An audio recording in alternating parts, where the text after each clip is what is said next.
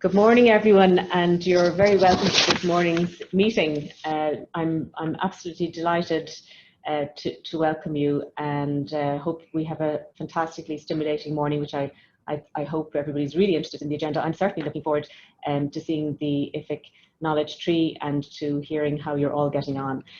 We're approaching a very interesting and important stage of the Sláintecare Integration Fund projects.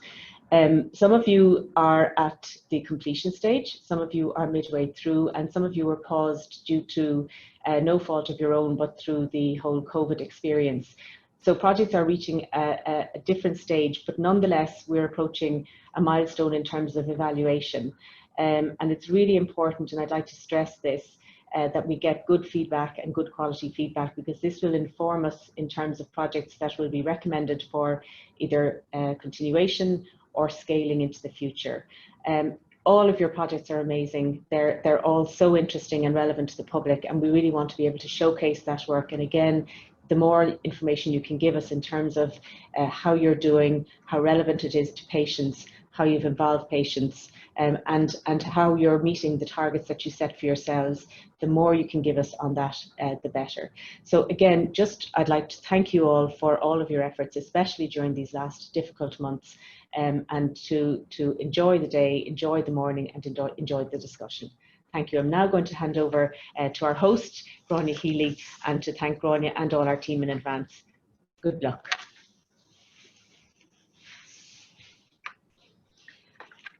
Thank you, Laura, and good morning, everyone. So pleased that so many of you have been able to join us this morning. The agenda has been circulated, so you have a sense of what we're going to be about. But maybe just before I talk about that, just to acknowledge, as Laura was saying there, you know, since we met, there have been tough times.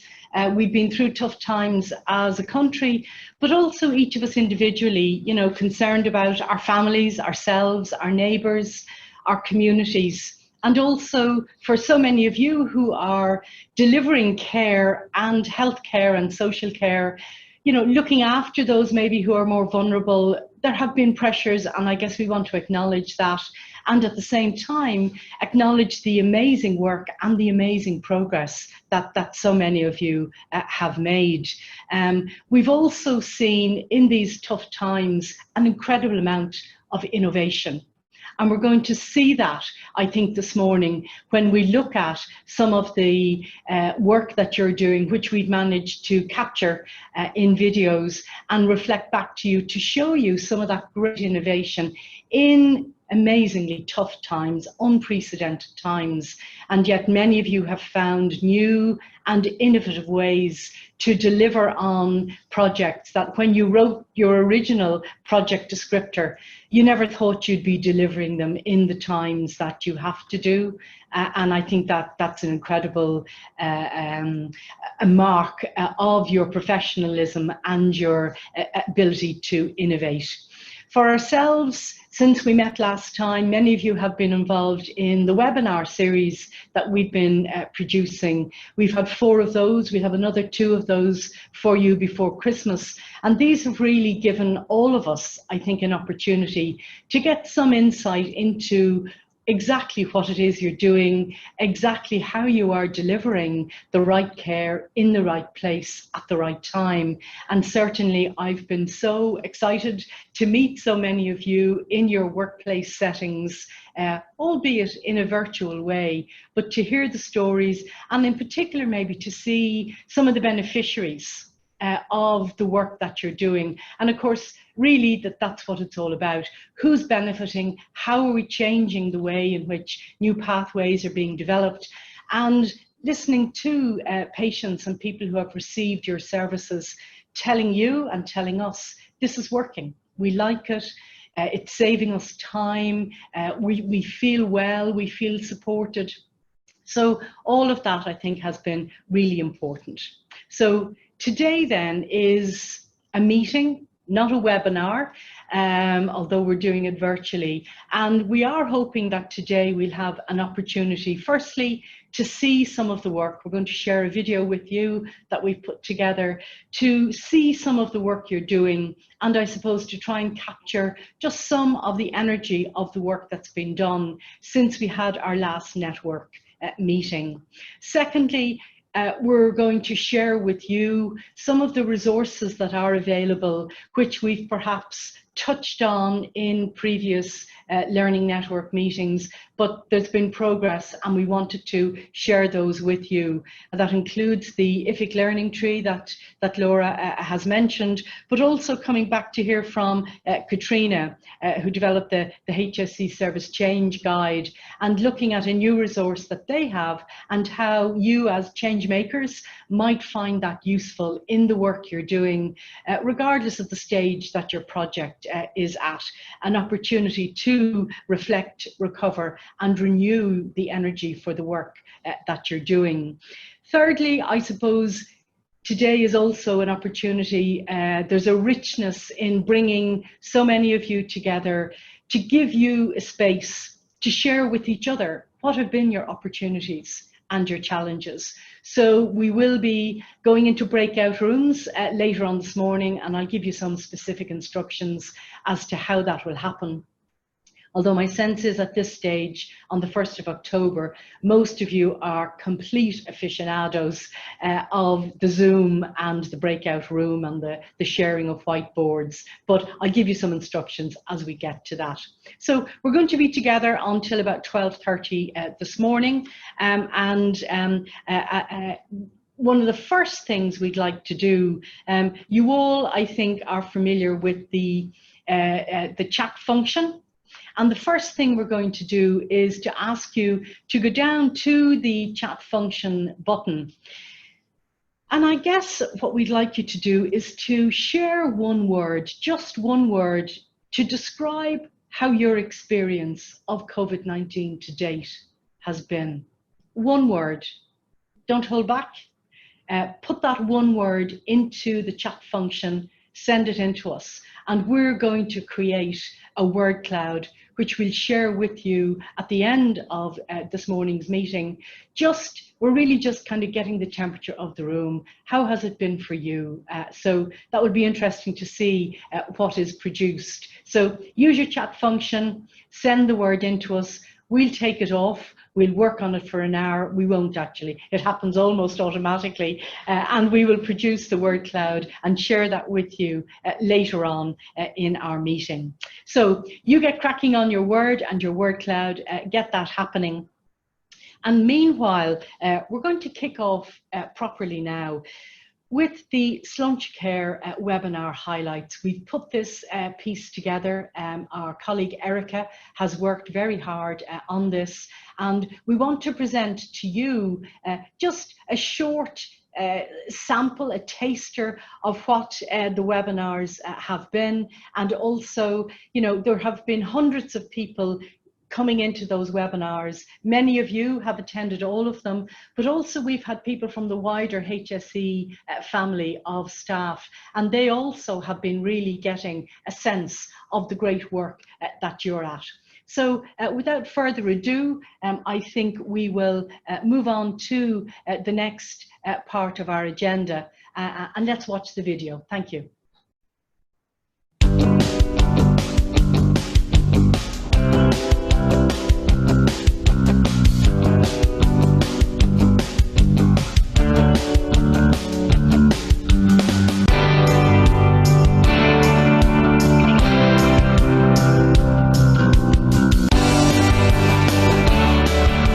Good afternoon, everyone. I'm Gráinne Healy, Chair of the Sláintecare Citizen and Staff Engagement Forum, and I'm delighted, on behalf of Laura McGahey, Executive Director of Sláintecare, to welcome you to this webinar, the first Sláintecare Integration Fund webinar as part of our Learning Network event series. If COVID-19 has shown us anything, it's that change can happen at speed when it is the right change happening at the right time and for the benefit of patients and service users. The Sláintecare Integration Fund Learning Network, which you are all part of today, is a huge part of that work. The projects that the Integration Fund supports have innovation at their core. I'm delighted that you're all coming together to learn from one another and share best practice.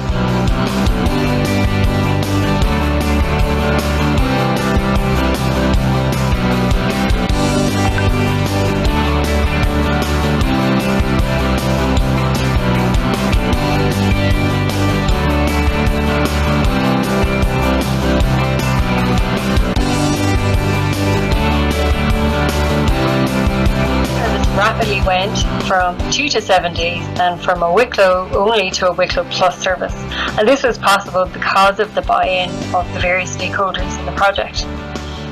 The final model for it, I guess, is something that we have to decide in terms of sustainability moving forward. Having the occupational therapist be the anchor was certainly beneficial, and it may be that in the future a community paramedic rather than an advanced paramedic / doctor model is favoured. So I'll just tell you a little bit about mine. As I said, I work in St James's Hospital and I've helped coordinate LAMP, the Local Asset Mapping Project, which is a social prescribing project for older people attending our clinics, which makes it unique in Ireland because it's hospital based. But we have the same problems of physical inactivity, loneliness, social isolation and mild mental health issues here. Some challenges that have emerged during COVID with us, obviously with a lot of services have reduced or stopped. And we can see that there's a danger of the link worker becoming the service, which isn't the intention. The link worker is a bridge to join up different services. There is an emerging problem with the digital divide, a divide of digital poverty, where some people have the skills or the technology, the broadband to access all these services online, and other people don't. Part of our response to that has been to do domiciliary visits. So our social prescribing coordinator visits people in the home as well as online and as well as in our clinics. And we're up to north of 30 referrals in just a month, so it's getting very busy. We have evaluation built in because I work in Trinity as well, so we've applied for ethics to test or observe all of everything that we're doing. Our 7th work stream was we managed to keep our Sláintecare project running, especially around using technology to map the data, the supports that we were giving older people and the technological prescription to older people. Service, one of the questions we asked the GPs, what would you have done if you didn't have the virtual consultation? And without the virtual consultation, for every 100 cases, 78% would have gone to the outpatient department, 12 to the AMU or ED, and 10 to community, would be an ongoing community care. As a result of the virtual consultation, the 78 being referred to and added to this growing face-to-face outpatient waiting list, 78% became 8%, 12% going to the acute services became 2%, and there was a complete inversion of community care from 10% to a 90% shared general practitioner specialist care within the community. And you can see on the right, the KPIs for the project have been achieved to date and will of course be achieved by the end of the year, given the strong success of this today. The overall findings of this audit show that a sizable majority of patients are considered by their clinician to be appropriate for appointments by telehealth. Technical difficulties were not prevalent and patients were happy not to have to travel for care. The comfort, length and thoroughness of all appointments was mostly good or excellent. The overall experience by both clinicians and patients was either good or excellent for all encounters. The experience of telehealth was similar in the pre- and post-COVID era, indicating that there was no special view of patients about their care during the post-COVID time. More than 90% of outpatient visits across Beaumont and James's were conducted via telehealth, thus far exceeding our stated goal in the original telehealth project, which was 60% reduction. So in terms of work done so far, we've established a governance group with clinical expertise and expertise on it, and a governance charter that can support the maintenance of this project and the governance of this project in an ongoing way. We have a project plan and a content plan which maps out all of the pieces that we'll produce over the next 12 months. We have a content strategy and guides, including very clear workflows and processes. So with such a huge volume of content and so many people involved, we needed really clear workflows and processes to make sure that everything runs smoothly. And we've also been busy with the Coronavirus Health Guide, which consists of over 50 pages that have been iterated over 350 times as we've moved through the past 6 months. So keeping that up to date as evidence emerges, as the advice changes, and as user feedback comes through in terms of what's useful and what works for people, what people need to know. Socially distant chat is a lifeline. The 90-year-old struggles with loneliness and depression. After my wife passing away, and shortly afterwards when my sister died, I had no one really, and I had to get help because my life was pointless at that stage. John sought that help from AgeWell in 2018, a care coordination programme for older people in Meath. And during the COVID crisis, he says, it's been even more important. So without them, I had no one because I couldn't go out. And, and I'm a person that exercise a lot. I like to get out and meet people. But when that was taken away, my life was taken away, really. In the 18 months since AgeWell was set up, it's proven hugely successful. We've reduced loneliness by 75%, which is absolutely huge.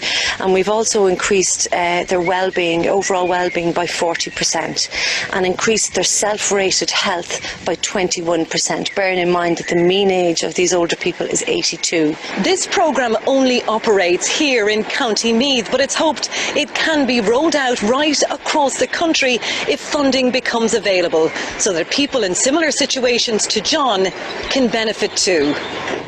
Really unbelievably long wait lists. So for the patient, if we can shorten these wait lists, what kinds of outcomes are you seeing when you're at works and the wait lists get shortened and people get the specialist consultancies that they so need? Yes, well, I suppose it's still aspirational, but if we believe the dream, I guess the subset of patients, I mean, it won't be everybody. There will be people who will still obviously have to go on the waiting list, but if we can decant a proportion of them appropriately, that means that, the effects for them could be potentially profound. Their GP within the week could have instigated their care pathway rather than them waiting perhaps 3 to 4 years even. So, I mean, that's a potentially huge effect. But I suppose also for us, the person who genuinely needs urgent surgery, because I said, over half of the people who do attend us don't go the surgical route straight away. Yeah. So what happens then is potentially we're distilling down the referrals that are coming into us, so that the people who are really in need of urgent surgery get to see us sooner and get their surgery sooner. So it has implications on both sides of it. So, and that's fantastic. Obviously, the longer people wait who are in dire need, they potentially can't work,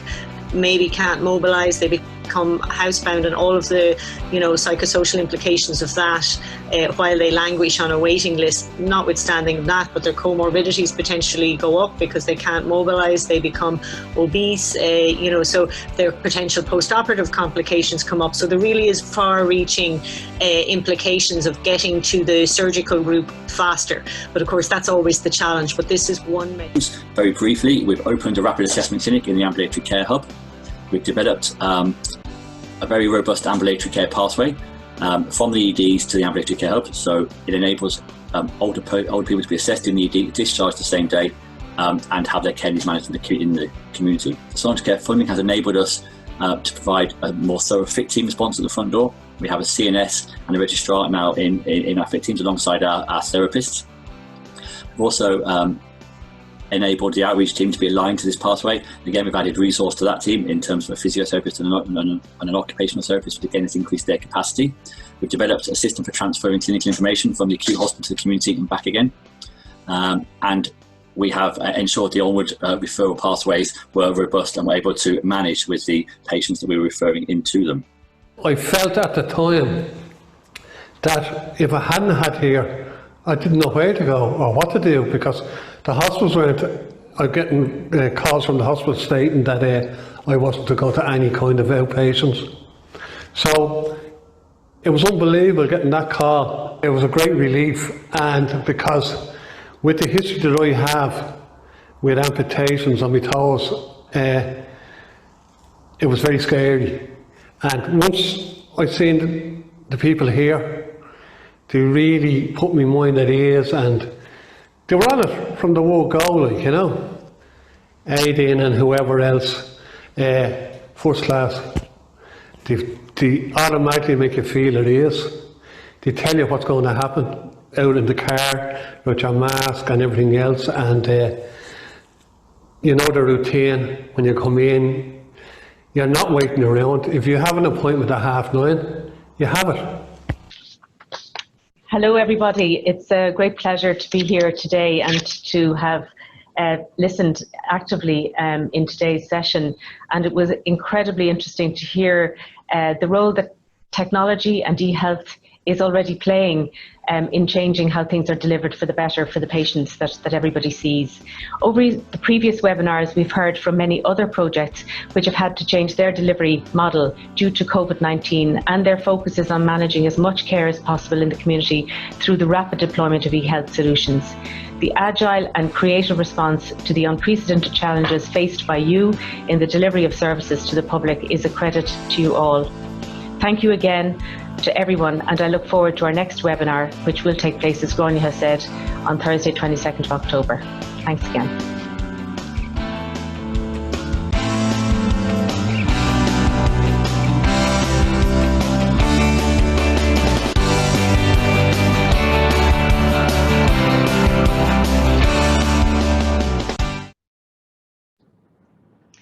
Super. So if we were all in our room together, we'd be giving a big round of applause at this stage to everyone. So I'm going to do that virtually and on your behalf. Wonderful sense of some of the work that's being done and the excitement and the outputs. I mean, I find listening in particular to the beneficiaries moving, actually. You know, the older man talking about how he felt his life had been taken away from him, and how the Age Well project had given it back to him, and similarly the man with severe chronic conditions just being so happy that he had the support and wasn't feeling so alone. So that clip, that little video will be played on a loop when you're having your coffee later on. So for those of you who perhaps joined us late, you get a chance to see that later on this morning again. And again, any feedback on it is worthwhile. And you can see the importance of capturing the work and capturing the commentary and the narrative of the work you're doing. And this is something that I know Rosalie's going to talk to you later on in terms of communications, trying to capture the work you're doing so that you can show it, so that we can showcase it, and so that we can see clearly that the work that you're doing is having its impact. I suppose the other thing that comes across clearly, these are projects that we're delivering right through during the worst of the COVID-19 lockdown, and the innovation, the finding new ways, the e-health, telehealth tools that were introduced, really outstanding work, and most of them overshooting the kinds of outcomes and outputs that they had hoped to have. So that's all really, really good work. So well done, everyone. As I say, you can watch those now during the coffee break later on. So I want to move on then to the supports that we're going to point you in the direction of. We've sort of mentioned these very early when we met with you. It's possible that at that time you didn't perhaps see fully the implications or how you could use. And I think until you get into delivering a project, it's sometimes hard to know what will be useful and what's not. So first up this morning, in sharing something with you, you've met Professor Áine Carroll from IFIC before. She is the Professor of Healthcare Integration and Improvement at UCD and a consultant with the National Rehab Hospital. She's also Vice Chair and Secretary of IFIC, the International Foundation for Integrated Care, with whom we've partnered with HSC for the delivery of our webinars. But Áine is this morning going to introduce and talk us through through something that she mentioned on a previous visit, and that is the IFIC knowledge tree. And then her colleague, Karen O'Connell, who's the IFIC Ireland coordinator, is going to talk us through the sort of an outline of IFIC knowledge tree, and perhaps how you as projects and change leaders could use this resource. So I'll hand over to Anya and Karen, and you're both very welcome. Thank you very much, Grania, and Laura, thank you very much for the very kind invitation. And can I just echo your sentiments about how fabulous it was to see those video clips of the work that you're all doing and the impact of the work that you're doing. So I'm also going to give you a bull of boss. Absolutely fabulous to see the real work that's happening despite COVID and all the challenges that we've had. And that's on top. We've just finished in IFIC, ICIC 20, and I know quite a few of you were delegates and were presenting your work at the global conference. And again, that was such an opportunity for us to all share and all learn. And I have to tell you that I was so proud to see all the Irish posters and the Sláintecare projects and the platform presentations that you all did so very, very well. And just to say to you that all those resources will be available for you on the IFIC website, so you can go back and look at the plenary sessions, you can look at the posters and celebrate your work and the work of your colleagues. So absolutely fantastic to see that. And it was really interesting also to see my colleague, Nick Goodwin, that many of you will know, walking through the last 20 years of IFIC. And it's very easy, I think, sometimes to lose sight of what has been achieved. And I think that's also very true of Sláintecare and the impact of the Sláintecare Fund. I think it's really important for us to reflect on the fabulous work that has been done and also plan and celebrate for the work that is to come. And that leads me on to just reminding you about the purpose of IFIC. If you wouldn't mind moving on to the next slide, please. So IFIC are a not-for-profit organisation that was set up to inspire, influence and facilitate the adoption of integrated care and policy and practice around the world. Our vision is that people, families and communities benefit from person-centred integrated care and support to maximise health, well-being and independence. And after the conference, ICIC 17, we felt that there was sufficient momentum around integrated care in Ireland to set up the IFIC Ireland Hub. And the aims and objectives of IFIC Ireland are to advance science, knowledge and adoption of integrated care and policy and practice in Ireland, but also to share our knowledge with other countries and other regions that are equally passionate about integrated care. We want to enable the exchange of ideas among academics, researchers, managers, clinicians, policymakers, and users and carers of services. We want to develop the capacity and capability of managers and clinicians to deliver integrated care, including raising awareness of the benefits of integrated care with frontline teams, but also senior managers and governing boards. We seek to facilitate international, regional and local collaborations with established centres, including IFIC Scotland and Australia. And IFIC Canada have just launched, and there will be other IFIC hubs around the world. So we're really developing that global community, that global family of integrated care of which you are part. We seek to identify international best practice and transferable lessons for the Irish context. We have no interest, as many of you feel the same way, of reinventing wheels, and we want to learn from others' experience, but then equally also share our experience with others. We want to celebrate what's working in Ireland and how that can be transferred to the international community.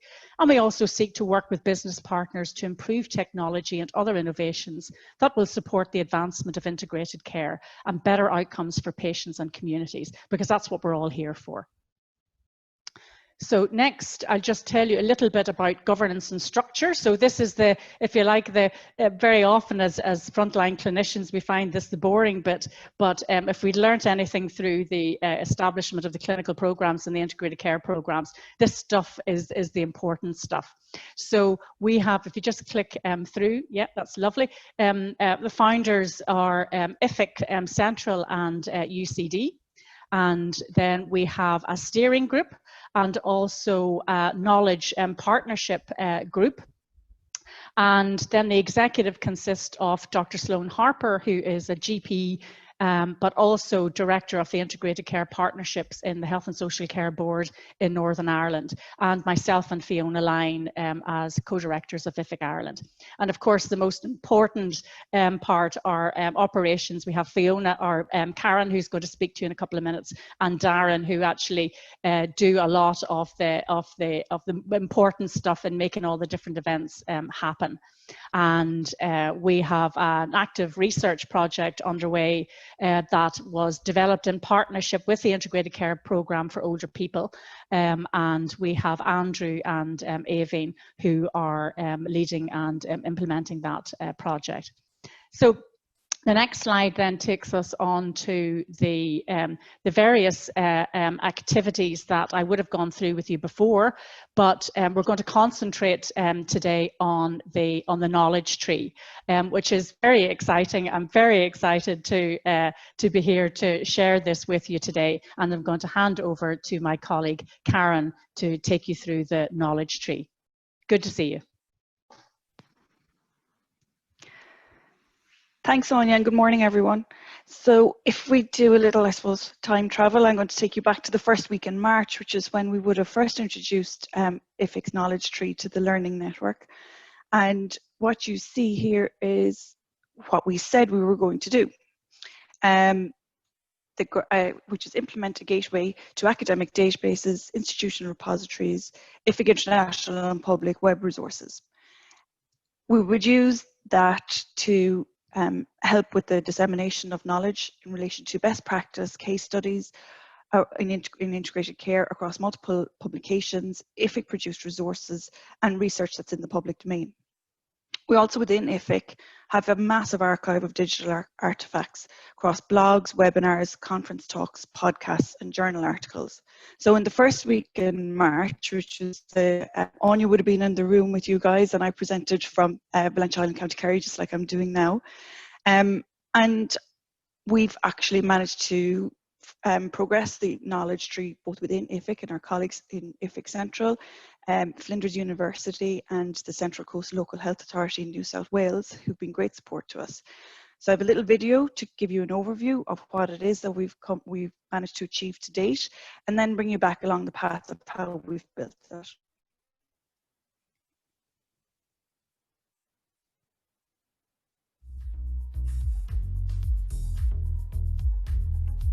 Welcome to IFIC's Knowledge Tree. To access the Knowledge Tree, open a browser window and type in integratedcarefoundation.org/Knowledge Bank. This will bring you to the new Knowledge Bank section of the IFIC website. The Knowledge Tree is the first element on the left-hand side of the screen. Click on the box to access the Knowledge Tree. The Knowledge Tree provides access to multiple search strategies for accessing integrated care research alongside IFIC-produced resources such as blogs, conference abstracts, podcasts and webinars.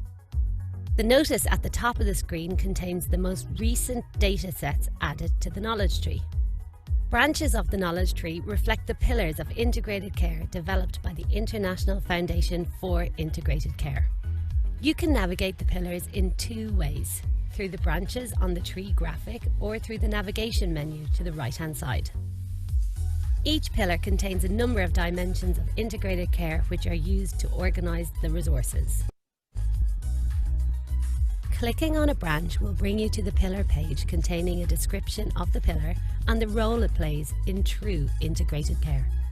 Each pillar can be searched through a number of filters, including the dimensions related to the pillar, location, population, care setting, disease and content type. Choosing a dimension and further applying filters allows you to reach specific resources focused on your query and presented in a medium you would most like to access. The search results page returns the IFIC resources based on your filter and includes a snippet of the resource. Clicking on the title on the search results page will open a full description of content or the resource where you can access the original. You can return to the search results by clicking the back button on your browser and return to the knowledge tree using the navigation menu.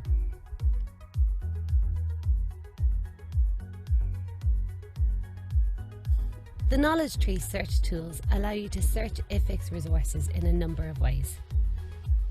Context search incorporates location, population, care setting, disease and content type filters for more general results.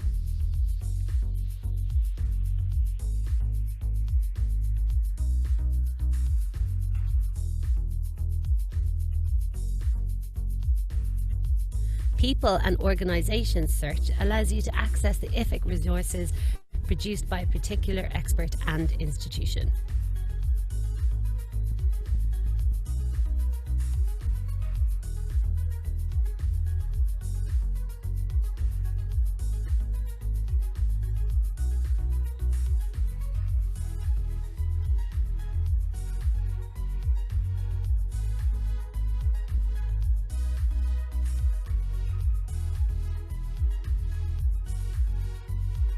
Each of the pillar pages contains links to the related integrated care search PubMed queries produced by our colleagues in Flinders University. There will be more added features to the Knowledge Bank and Tree, and datasets will be continually added. We hope it's useful for your future work and your research. So that video was produced by my colleagues Darren, who's the marketing assistant for Ireland, and the voiceover was provided by our digital marketing manager in IFIC, who's Orla Snucko-Carroll, also based in Sláintecare. But to take you back to how this has evolved, the knowledge tree is something that IFIC have wanted to build for a number of years, and with the support of Sláintecare, we've been able to start to realise that vision, which goes back as far as 2013. When the need to establish a go-to digital resource for integrated care resource and IFIC produced knowledge products was recognised internally. So there was a lot of initial scoping and proposals continually worked along with proposals in parallel to establish a case study submission platform. In 2018, then partnering with Flinders University and Central Coast Local Health District in New South Wales, IFIC launched the Integrated Care Search. It's published, the papers were published, and the abstracts are also published in IGIC if anyone wants to go back and look at those. But that was the developed query strings to enable the easily finding of integrated care research published in the PubMed databases, but it also includes several suggestions for other publicly accessible databases.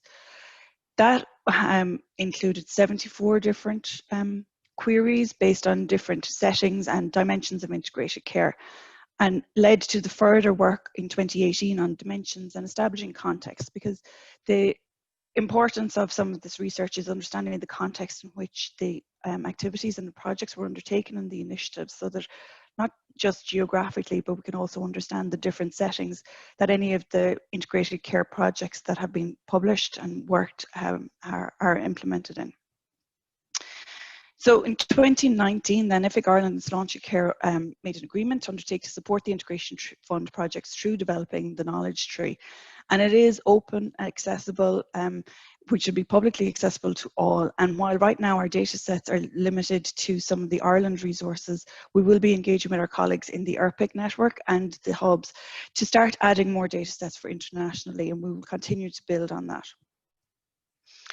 This year, in 2020, IFIC published thought leadership paper, Realising the True Value of Integrated Care in response to the COVID-19 pandemic, and how this is an opportunity to establish truly and embed true integrated care, which will result in stronger, more resilient communities, systems and organisations to respond to and adapt to the current crisis, and ensure that we're all better able to address future challenges. So in terms of the internal artefacts that IFIC have, Anya referred there that IFIC has a 20-year history. So to build the knowledge tree, we made an executive decision to start from 2016 up to the present day. But there will actually be a gold standard. One of the resources is the theories, frameworks and tools, which will be a resource kit extending back into the foundations of integrated care, as well as making reference to a number of frameworks and tools that are useful for people to use when you are continuing projects and work and research in the area of integrated care. So to give you an idea of some of the numbers, the sources there list the different types of internal resources that we had. The conference and poster abstracts, that actually doesn't include this year's conference, so there will be an additional 500 conference and poster abstracts from the 2020 conference alone. And as I was putting this together over the last couple of days, I still need to include 2 world conferences on integrated care and 2 Asia Pacific conferences on integrated care that also took place within the time since 2016. A number of those are cross, they have a number of resources associated with them. So some of those conference and poster abstracts also went on to become published articles within IGIC once the research and the project was fully published, and videos from presentations and talks may also be featured in webinar sessions. So we will have continued work to link these in a proper manner. In terms of how we did this, there is lots and lots of spreadsheet wrangling, which nearly everyone spends a lot of their time doing these days. I implemented and built some web scrapers, which actually extracted from any of our own websites and IGIC the data, so just a little bit of to extract those, and yes, just generate more spreadsheets which could be used to tag and place context around the different resources we have. And also we leverage the IFIC website and video content system, which is published on Vimeo. Excuse me. So if anyone does want to check out, our Vimeo channel is always there if you search for the Foundation for Integrated Care. How this was implemented technically. It's available through the IFIC website, because back to Anya's point about all share, all learn, IFIC is very motivated to make all of our research open and publicly accessible. The IFIC website is built on WordPress, which is an open source technology. We leverage some of the built-in functions of WordPress around categories and tags, but that wasn't going to get us to where we needed to. So we also had to use a number of plugins to create custom taxonomies, which are essentially dictionaries, and allowed us to fully implement the pillars and dimensions. And then the filter system was extended to incorporate more of the context and the content types. We have a number of future enhancements in mind, but we would like this to be co-designed. It needs to be as useful as possible for our audience. So if you do have any suggestions or ideas, please get in touch with me, and my email address will be up at the end. We will be incorporating a case study submission platform, which is under consideration with IFIC Central at the moment in terms of what should be included in case study for submission. Some nice features like using map to generate our location search and things like that. Be able to save, export and directly email the search results. So that's something that's available within the integrated care search through PubMed, but for the internal IFIC resources, that's something that we will have to build. And there is lots and lots more data. What I'm going to do now is I'm going to actually take it for a test drive. So I'm going to stop share this a moment.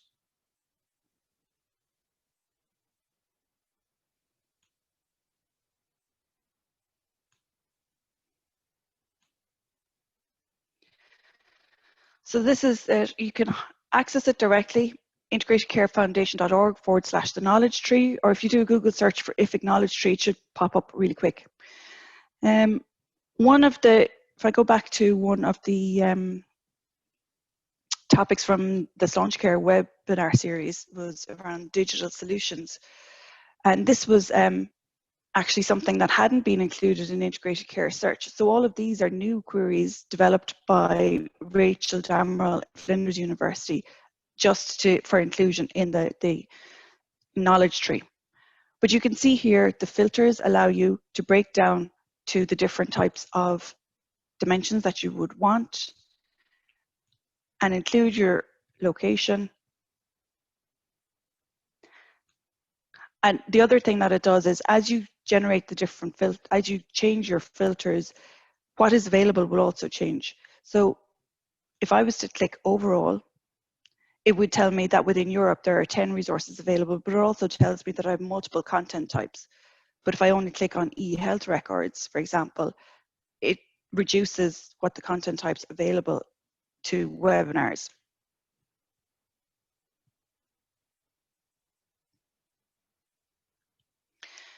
And that returns a resource from our digital health enabling SIG held last year.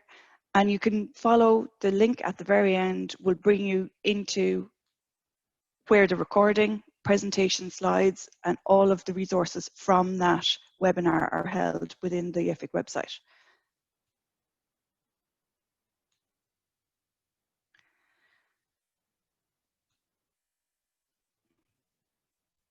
The PubMed queries are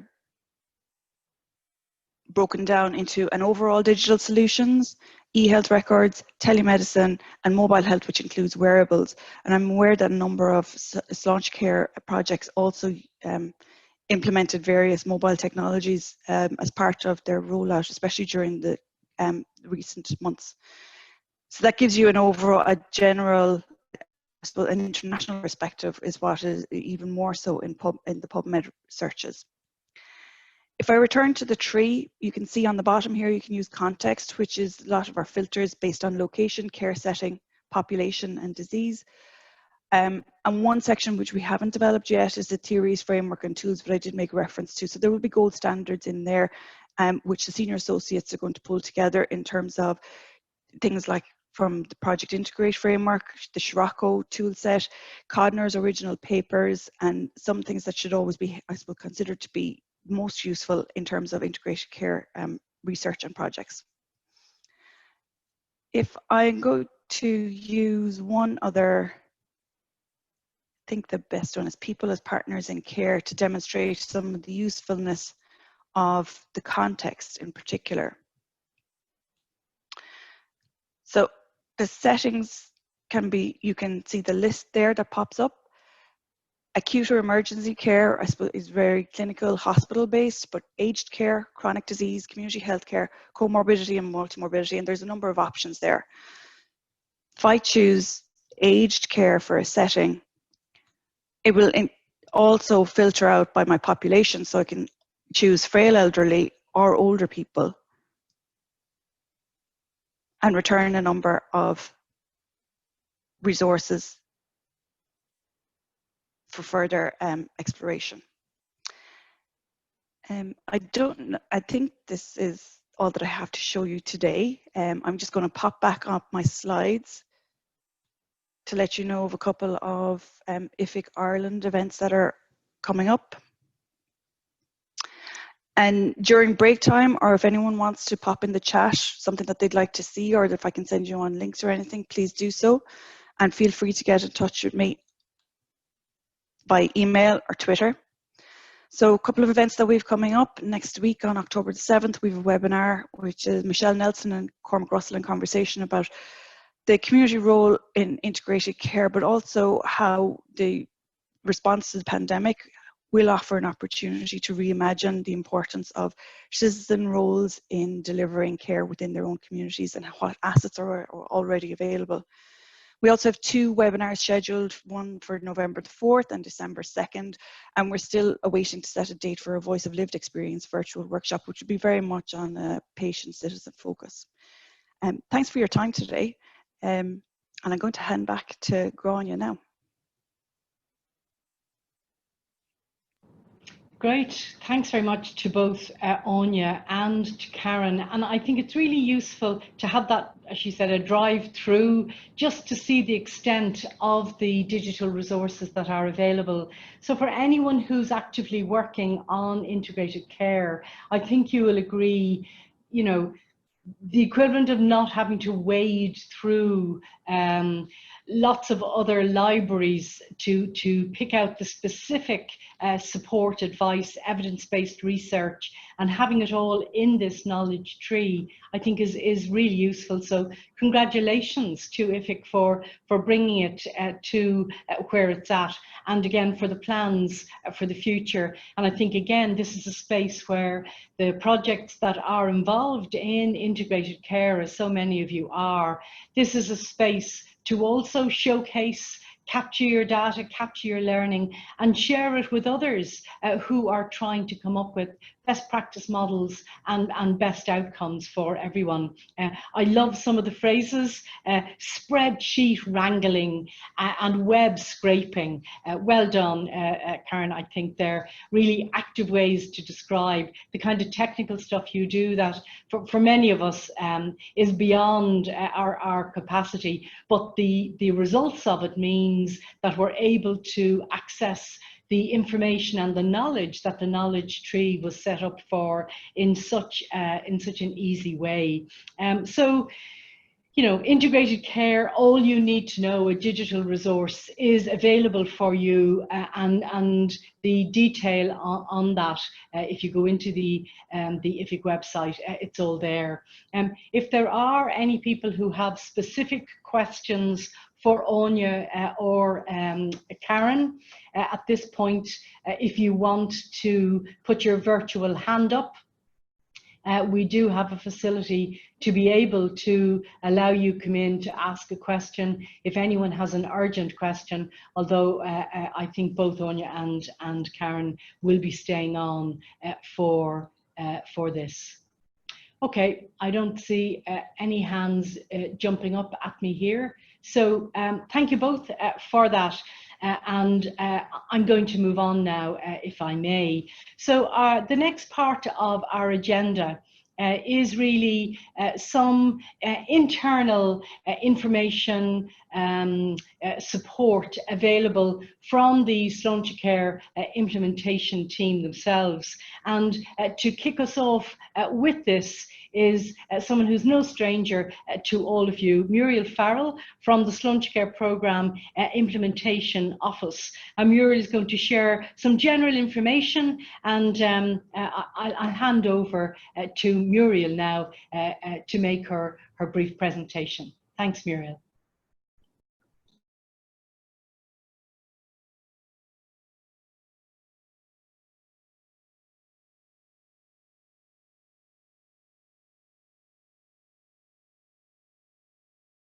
Sorry, Muriel, you're muted. You're on mute, so you'll have to start again. There you go. Here we go. Okay. Okay, so sorry about that, Grania, the technology and all of that. Just to say thank you, Grania, and it's great to see everybody again. It's almost 7 months since we were in the department here at the last network event, and little did we know how important Paul Dalton's message on resilience was going to be to us all. And I have to say a big congratulations and thank you to you and all your teams and the teams beyond the Sláintecare projects for the hard work that you've done over the last few months looking after us all. I know that Pobal have held a number of workshops in the last couple of weeks in relation to interim reporting, and as for those of you who were on at the beginning of the session, and maybe for those of you who have joined since, you heard how Laura stressed the importance of the interim report. And you've seen from the videos there, you know, the impact that your projects are having, and those high level messages. And we've worked with all of the projects that have presented in the webinars, and we will continue those webinars into the new year for projects who haven't had an opportunity to present. But as we have worked with you, you know, all the time we have focused on what were your planned outputs, what were your planned outcomes at the beginning of the project, and tell the world how you are delivering those and how you've managed to do that through COVID, or maybe even how some of them have had to change because of COVID. And in those cases, you've shown true innovation. Just if you go to the next slide, I've mentioned that Pobal have been doing workshops, but we've also been looking at the monthly reports that you all have sent in. And I suppose in a way that was to start hearing about your progress, but also to get you into the space of actually reporting, so that when we come to this time, And if you remember at the beginning, we were to do an interim report in June, but because of COVID and the fact that projects had to pause, we pushed that out to September. So I suppose just to put things in context for you, I think there's about 96 projects that have either continued during COVID or were set up before COVID and restarted very quickly after the pause period ended. So there's about 96 projects that really are in a position to report well at the end of September. And there's about 30 then who were stalled in terms of starting even before COVID. So we will look at those at the end of February. So don't panic if you're still trying to recruit and you're not quite there yet. We will look at those again, even though there will be a report required, because these reports are also linked to the drawdown of the next instalment of your payment in November. So it's very important. But as Laura said, and Grania has said, it's also about us seeing the impact for the clients that you serve and the outputs and the outcomes that you're already delivering. So just with that, I'm not going to go through this slide, but it's just to give you at a really high level. Sometimes I think, we can talk and maybe people think we're looking for more information than we actually are. And actually when you see, as I say, what good looks like, it can actually be less daunting. So I hope this is helpful to you and less daunting. But if you just see here on this particular slide, and it's just an example maybe of a report that we've got, and one of many good reports that we've got from people, but it's really kind of concise in terms of the month's progress. It's talking about all actions on track, staffing completed, and where people are at in terms of maybe their change request. But most importantly then you have the project planned outputs, and they were all kind of what you agreed in your agreements, or the ones that have you've revised recently with us.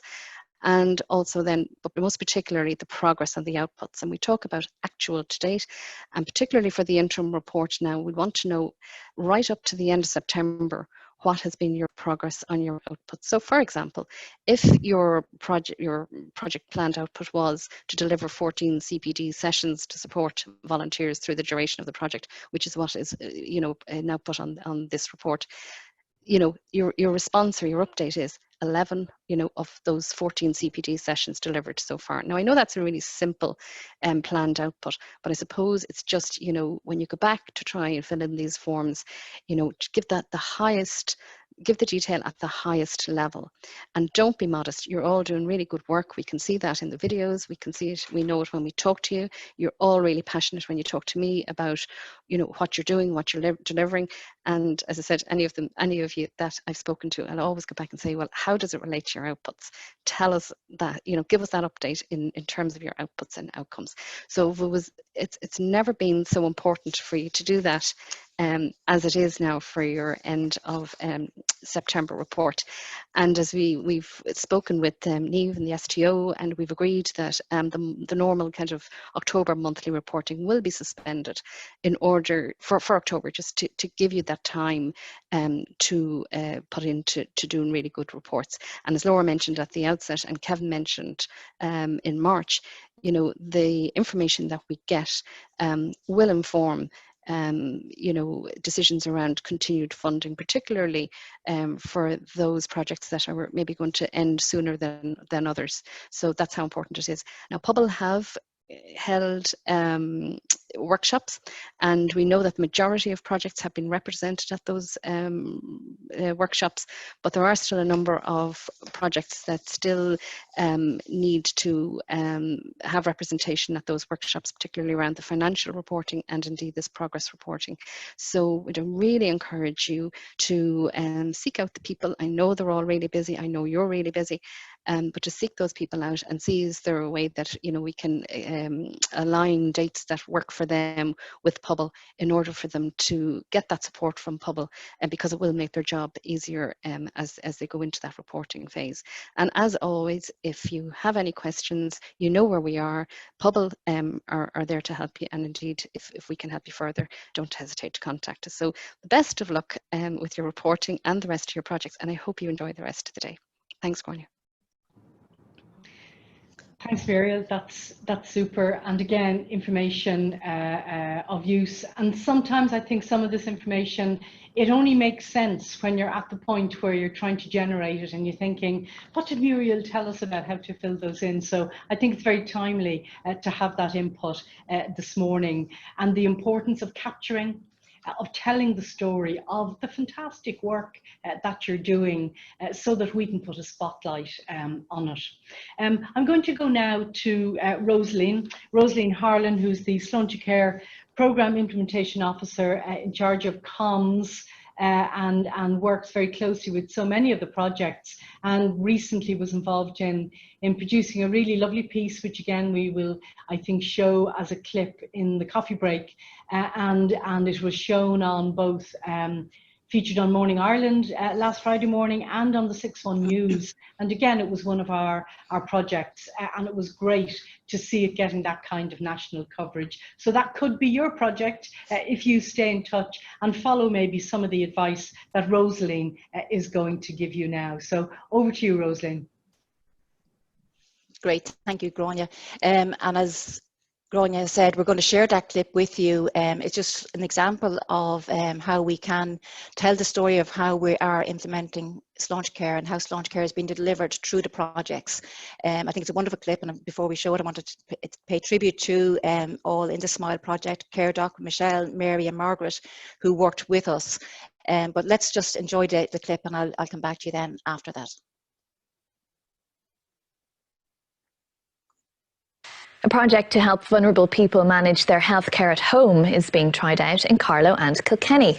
SMILE involves patients using wearable technology which is monitored remotely by nurses.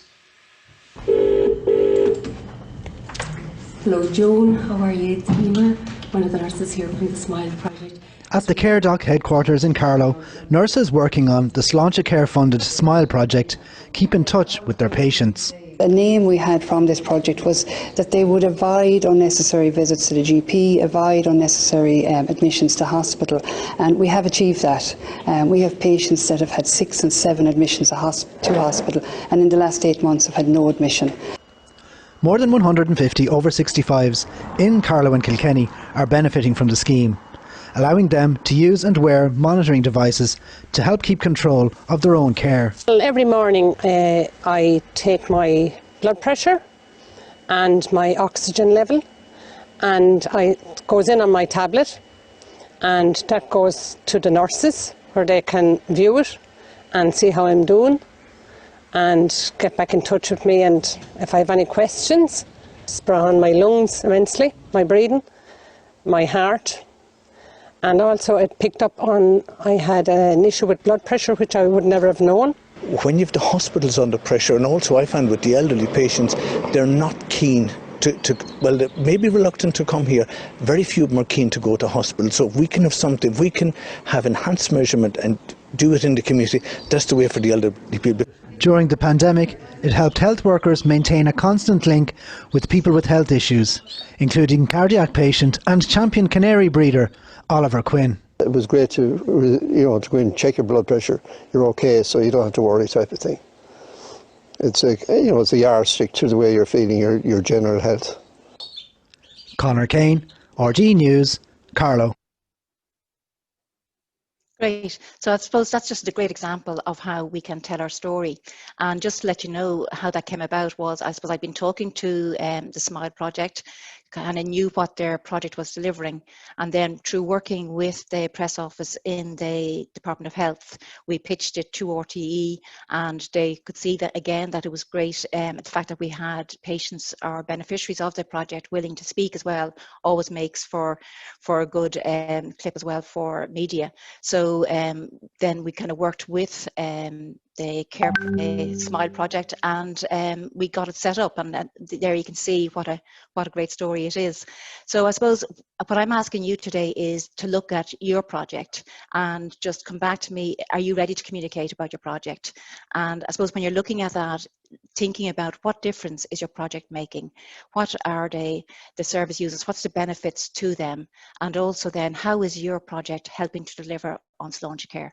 Do you have service users or patients who are willing to share their stories? Because certainly I think you've seen from a lot of clips we've shown today, where we talk about the Age Well clip, where we had John Lee sharing his story, where we had the guy with the foot protection project sharing his story, and then on that video there where we had Joan and Oliver again sharing their stories of how this particular project has benefited them. So I think that's really the powerful gems that we have in sharing these stories, and they also demonstrate how the system is changing, how we are sharing the stories to implement Sláintecare and new ways of working. When we talk about communications, I think a lot of you will be working within either CHOs or hospital groups or your own agencies. So there are people out there that can help with your communications, and you'll have your own local communication staff, but we're here in Sláintecare to help and advise as well, and maybe make those connections if you don't already have them, or pitch it here ourselves within the Department of Health if you need that extra help to do that.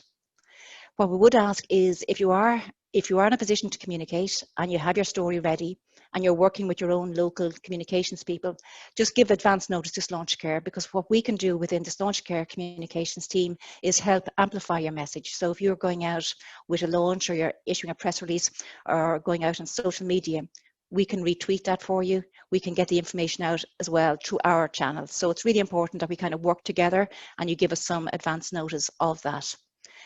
We'd also ask then you'd also ensure that you acknowledge the support of Sláintecare and the Integration Fund.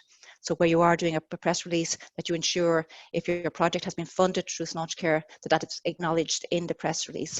And I think it's not just about the funding, it's about demonstrating also how this particular project is perhaps a new way of working, how it's delivering on Sláintecare.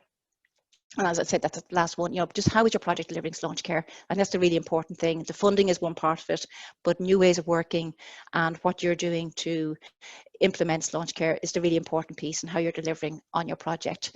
And so important that we include the service users and the patients, and we're telling their story and giving them an opportunity to share how this project or projects will be are of benefit to them. So I suppose I'm just asking that you would kind of keep in touch with us. There's so many great projects out there, and we're very excited to work with you. And I think the ones we've shown this morning, the Care Doctor Smile project, is a really good example of what we can achieve if we work together and kind of plan out our communications. So please get in touch with me and let me know where you're at with your project. Have you ideas around sharing it? And we'll be only too delighted to work with you to help you achieve that. So thank you. That's great advice, Rosalind. Thank you so much. And of course, I think one of the strengths of, and you've seen it in the clips that we've showed you this morning, the little video and that one that was shown on RTE, that in many ways it really is an opportunity. When people say to me, what is Sláintecare?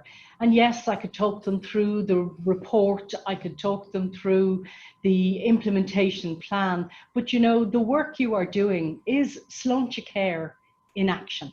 So the better you can capture that, we can support you to produce a product that we can get out there, that we can share with people, so that people begin to say, what is Sláintecare? And they're saying, oh, I saw something on the 6-1 News. That's what Sláintecare is about. So it's a really important part of the work we're doing in trying to build a wave of understanding and support for what we're all trying to do in so many different ways through the Integrated Fund project work. So thanks, Rosaline, for that.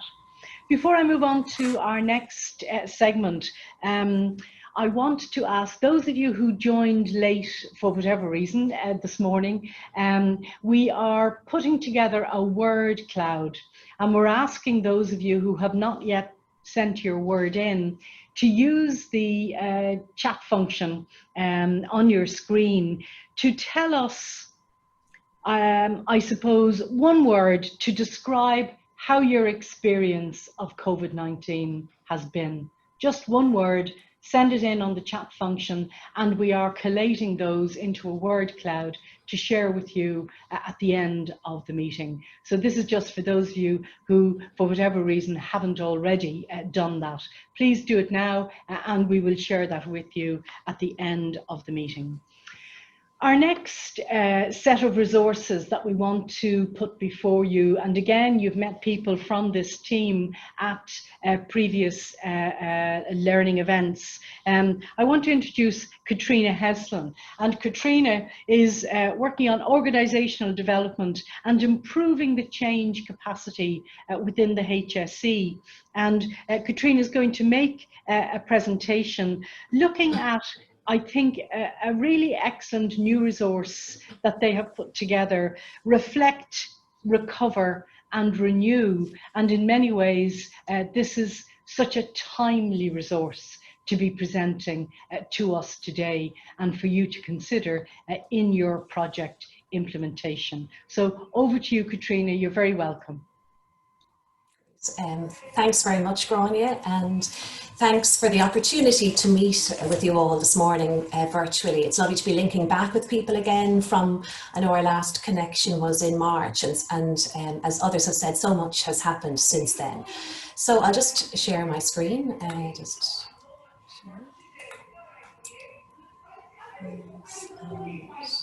Beginning. So the purpose of my presentation this morning is to share with you, as Grania has said, some of the new resources that we've developed in the context of the Health Services Change Guide, with a particular focus on Reflect, Recover and Renew. So the purpose of the presentation with you is, I suppose, to create an opportunity for all of you, because in essence, you are change leaders, you're change makers, the term that Grania uses, and it's an opportunity for you to reflect on some of the learning over the last number of months and to share your experiences. So in particular, we really are encouraging people to take time to reflect on what you have done, and I suppose to take a considered approach to the recovery. We are, I suppose, recovering, but also dealing with the ongoing challenges of COVID. So I suppose we are taking time to think in terms of what's really relevant, and to also acknowledge that there is a need for renewal. We do need to regenerate our energy because it has been very challenging, and think in terms of what's realistic for us, in terms of what's sustainable into the future. So how can we move forward, because we are all operating in a very, very changed context. So there are opportunities. So how can we turn what has been a significant crisis into opportunity? There's no doubt that we're living with a very significant deal of uncertainty, unpredictability. It's very hard to predict what's going to happen. So therefore it can be very difficult to plan, and often for many of us, we can feel very uncomfortable with that level of uncertainty. And it's hard to, I suppose, maybe come to terms with some of the constant changes that are happening. So I think it's in reality, we've got over maybe the initial shock of COVID-19, but we are continuing to live with it, and we're continuing to experience the impact of it across health and social care services. So we will continue to have to face some very difficult short-term decisions in terms of our services, and some very important elements of our services and our lives are going to change forever. And indeed, your own plans will need to change. So I'm sure you've had to adapt.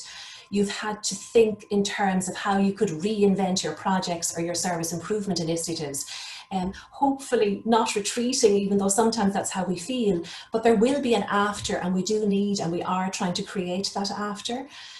It's important, I suppose, for us to realise that the way we respond now to the current challenges we're facing will directly affect our ability to survive all of this and hopefully to thrive. I mean, certainly right now, from engaging with teams and services across the country, I think people are feeling quite threatened on a personal basis and in the context of their families, their communities, but also in terms of the services that you may be delivering. And there is a sense of fear, but also a sense of loss. And sometimes we are, I suppose, feeling, gosh, how can we survive all of this? So it's hard sometimes to think in terms of learning, but I think it's important that we do take the time to see what have we learned. How can we focus on the challenges that are here in terms of how we deliver our services in order to enable us to flourish, or indeed to nourish us to be able to cope in what are very unprecedented times. So as change leaders and as people who are leading out on the Sláintecare integration and innovative fund projects, there is an opportunity for us to think in terms of how we can turn a crisis into an opportunity. And these three messages, I think, are very important and very significant. All of you have already articulated a very clear vision for your project. You're clear what you want to deliver. And as Grania and others have said, you're very passionate about it. And I think that's really encouraging. But you've also had to be really flexible. You've had to adapt. You've had to be agile. You've had to tweak your vision over recent weeks and months. And I think that's really important. And you're continuing to have to cultivate that sense of innovation. You may have to, for example, reinvent or adapt elements of your project. And indeed, you've been doing that through different methodologies like telehealth, telemedicine. And I suppose we are dealing with a very complex space. So when we're in complex spaces, sometimes things don't go very neatly or according to plan. And very often things can be quite iterative. In other words, they're quite dynamic, they're happening in the moment. So when we're designing in the moment and there's a lot happening around us, we have to be able to adapt to what's emerging. Certainly COVID came upon us and we had to adapt to very rapid emergent change. And we also had to think about how we could cope with what was evolving and probably release some of our control, release that sense that we had a sense of control over predicting what might happen, and therefore be open to the opportunities that are emerging on a day-to-day basis. And I suppose finally, the third key message here is that while we are leading, that we, I suppose, maintain that sense of integrity in how we lead out on our projects, but also recognize that all of us really, I suppose, it's hard to maintain the same level of focus. I'm not sure if that's been people's experiences, but certainly there's been so much change and we've all had to adapt. It's hard sometimes to remain focused. And I think COVID and periods of uncertainty have taken their toll on people, both emotionally, mentally, physically. People are very tired. So how do we continue to lead with that sense of empathy and sense of understanding of where people are coming from? So I think these three messages are significant and helpful perhaps to us, considering the current context that we're living in. So undoubtedly, the impact of COVID-19 is massive, and what comes next is unclear. I think during the summer, we were very hopeful. We thought we were over the worst of it, and then things changed very rapidly again. But there will be an after. And I think my message to all of us really would be that that after will be created by how we show up right now. So how we take up the challenge of dealing with the disruption to our services, how we support ourselves personally, and indeed our colleagues and our teams, and how we work together. So it is very much about that collective strength. It's a very lonely place if you try to deal with all of the impact of COVID on your own, but the support you can get from your team colleagues to try and accelerate the projects and the really important service initiatives that you've been leading out on. And some elements of the innovation may need to be fast-tracked because we don't have really much choice, and we're able to move forward our performance in ways that perhaps we never imagined possible before.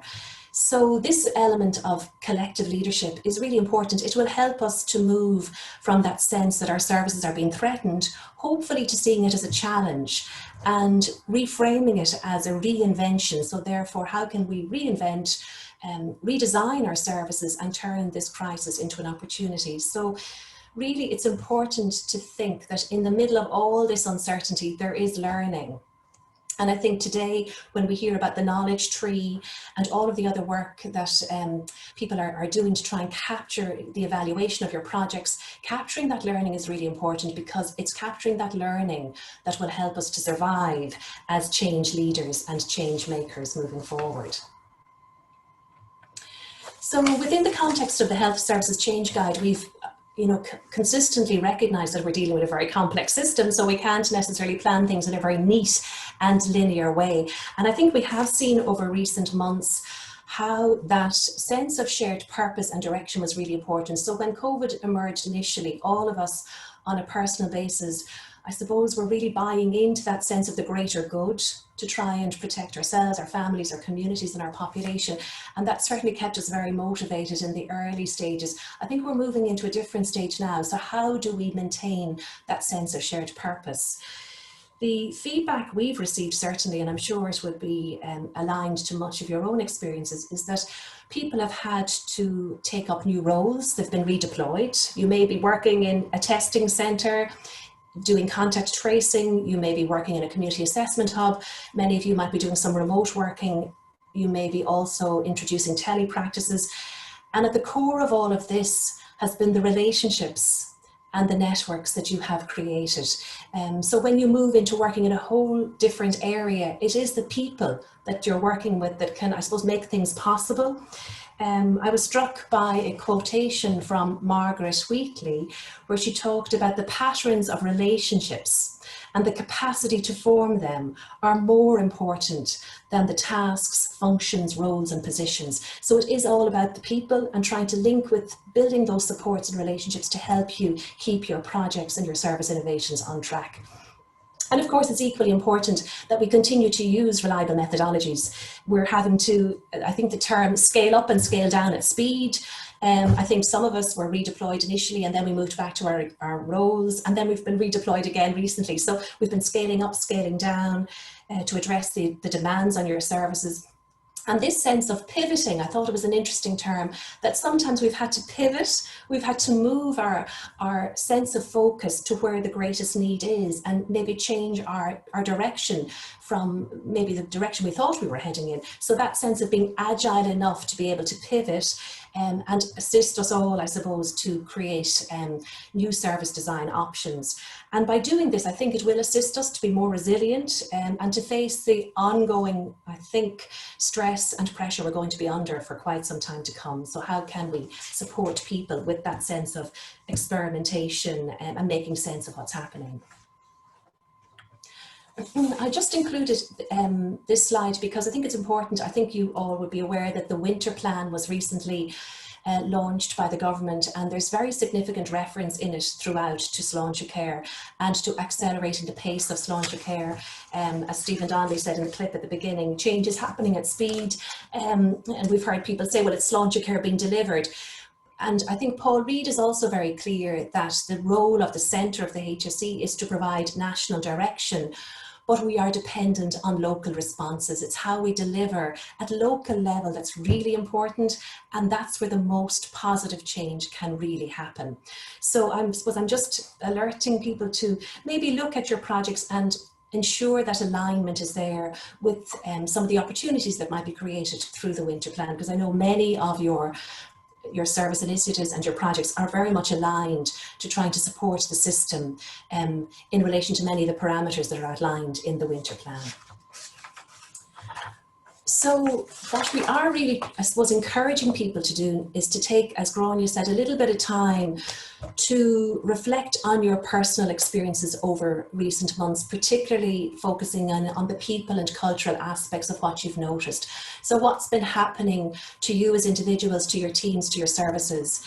And again, to quote Margaret Wheatley when she said, without reflection, we go blindly on our way, creating more unintended consequences and failing to achieve anything useful. So sometimes it's just so important to stop and think and reflect on what you've learned. So what is the view from your window?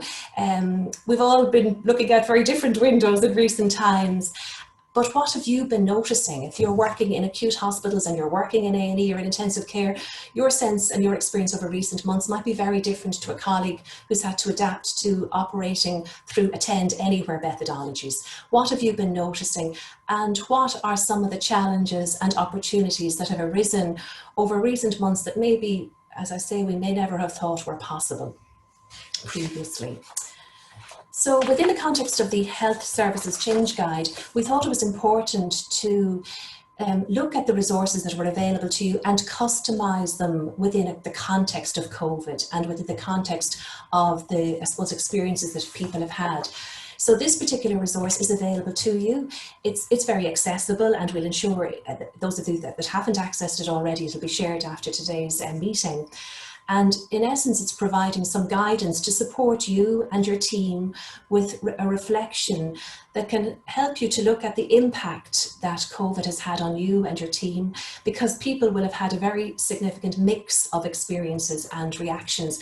And I suppose we also need to consider that if we could reconnect with what was already going well in your services. It's not that everything has changed. We need to hold on to the things that were working well, but we need that to bring that together with maybe the present. What have we learned? What are we learning from what we're currently doing now? I think it's that sense of learning in the moment is really important, and also blend that with some of the possibilities that are emerging, because our services will be different. They will never return to how they were before. So we do need to, I suppose, try and look at how can we blend that learning. And I think for many, they may have taken on new roles, they may be working in new locations, you could be working with a different team colleagues. You may also have had to adapt new skills and new work practices. Certainly reflecting on the webinars that Sláintecare has hosted over the last number of months, it was very apparent that people have been embracing new practices. But embracing new practices may come easier to some than others, and we have to acknowledge that it's not going to be the same for everybody. So it's important that we take the time with our team and with our colleagues to tune into what people's experiences have been and to gather that learning. So in the context of this particular resource, it goes through all of the core elements of the change guide and provides what we hope is helpful guidance to you and prompts that might assist you to maybe think about many of these elements, particularly with a people and culture lens. And just for the purposes of this morning, I just wanted to draw your attention to two areas in particular. The areas that cover understanding personal experiences and also supporting behaviour change. So this particular resource, it's interactive, so it's one where you click on and you'll be able to link into the different elements of it. So I've just taken an extract here. So for example, within this resource, we can look at taking time to understand personal experiences. And as I've said, really, change is very personal and people's reactions will be very different. I mean, my experience over recent months has been that people's reactions to COVID and people's reactions to coping with work in the context of COVID have been very different. Some people enjoyed the crisis element of it and were energized by the crisis. Others did retreat, and others, I mean, people have had very varied experience. So I think it's very natural to feel challenged by change and by uncertainty, but it's also important as change leaders, and I suppose for you as somebody who's leading out on a project or working with colleagues on projects, to address those concerns sensitively, because how can we assist people to stay engaged and stay the journey with us? I think there was significant energy in the beginning. I know we've been doing work on contact tracing recently and working with teams who had to, I suppose, again, put their roles on hold and take up that role. And how can we support these individuals to stay engaged in doing very different work over weeks and months to come? And many of us had to work outside our comfort zones. I certainly took on roles I never thought I'd be taking on. On reflection, I'm glad I did. I also identified a real need in myself to want to be closer to services. I felt uneasy in the very beginning that I wasn't closer to service delivery. And then when I got the opportunity to do work that brought me closer to the public and to staff who were working in front-facing services, I felt I was in a place where I could contribute and I felt better. But that may not be necessarily everybody's experience. So how do we create that psychological safety and space where people can challenge? Not everybody's going to like what's happening. It's not going to sit easily for everyone. Those of you from clinical backgrounds who are moving to do all your work through virtual platforms could be feeling quite uncomfortable about that lack of personal connectivity. So how can we change our practices and adapt? So some of the guidance that we're providing, and again, these are prompts that might assist you, things that you probably do quite naturally, and maybe we're stating the obvious, but sometimes it's helpful to put those prompts to you. So taking time to attend to how people are feeling and experiencing the change. So very much listening to their perspectives and getting a sense of empathizing with them, because certainly I think at different stages people have felt very overwhelmed and may have been struggling. And things might have improved for them and they may be back in that space again. So also, I think it's important we challenge all our own assumptions. I think for many who have been redeployed, that's quite a challenging place to be, because you're leaving your core service on hold or on pause, or you're trying to balance both. So also we're trying to see, well, actually our service users are coming from things from a very different perspective now as well. So how can we tune into these different perspectives? And also, how can we reduce some of that distress for people by perhaps offering very practical help to support people to do their job better and to give of their best. And similarly, when we're supporting people with new practices, they are transitioning perhaps into these new practices. So they may be having to let things go. Elements of your service may be ending that might never be taken up again. There's a possibility that they may have to be redesigned. So again, that can be quite challenging for people. But it's important that we're honest, as honest as we can be, because things are changing so rapidly. And indeed, we are experiencing in parts of the system, again, that natural resistance, or maybe a denial that things have changed so rapidly, or indeed lack of readiness to embrace it, because not all of the changes will be viewed positively. So while some people might come on board very quickly, you're still going to find that some team and colleagues might find this all very challenging. So keeping that focus, as you are doing through Sláintecare, on the impact the improvement can potentially have for your service users, for the families that you're engaging with, and delivering that value for the public is probably something that will keep us all anchored. We have a responsibility as public servants to meet that need. So just the other element of this particular resource that I think is helpful to link in with is the element that looks at supporting behaviour change.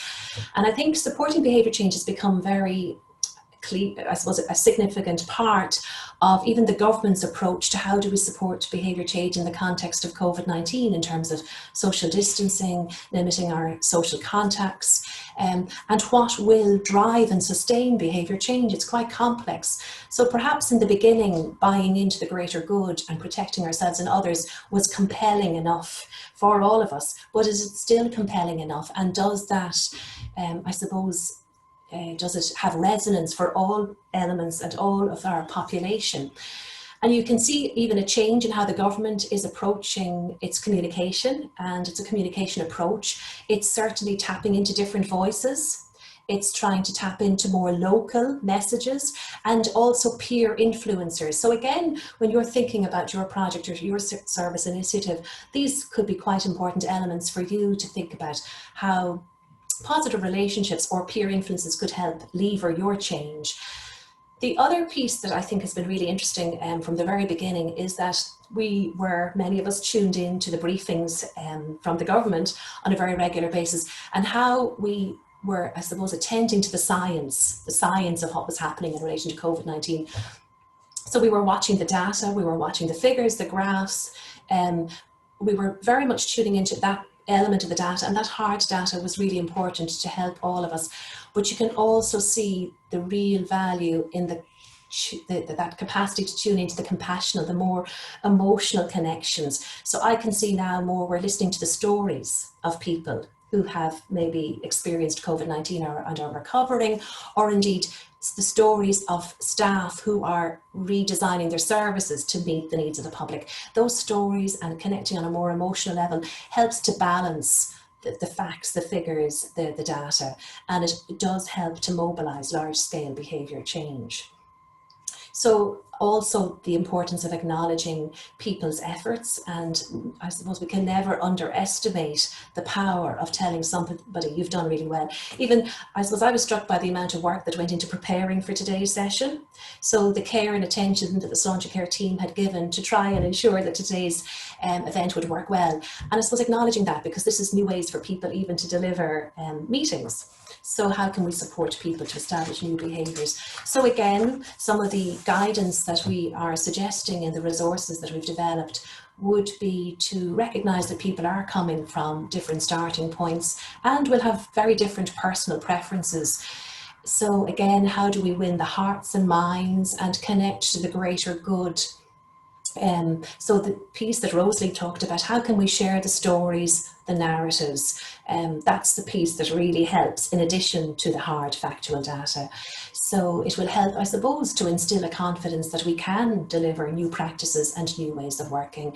And again, affirming you as an individual leading out on these projects and the teams that are working with you, because we are changing forever many of our traditional work patterns, and there are elements of our work that we may have realized are not so important after all, and we may have to adapt them to new ways of working that will be needed for the years and years to come. But it's also important that in doing that, we take the time to resolve with staff and take time with them to resolve some of their concerns and see how best they can be addressed. So I hope some of those elements resonate with you. That's selecting 2 elements of the Health Services Change Framework that we have, I suppose, thrown a spotlight on in relation to adapting in a COVID context. So the resource that's available takes you through helpful guidance and prompts potential templates and resources that might be helpful, but I think maybe prompts your thinking, helps you to make sense of what's happening, and I think that's really important.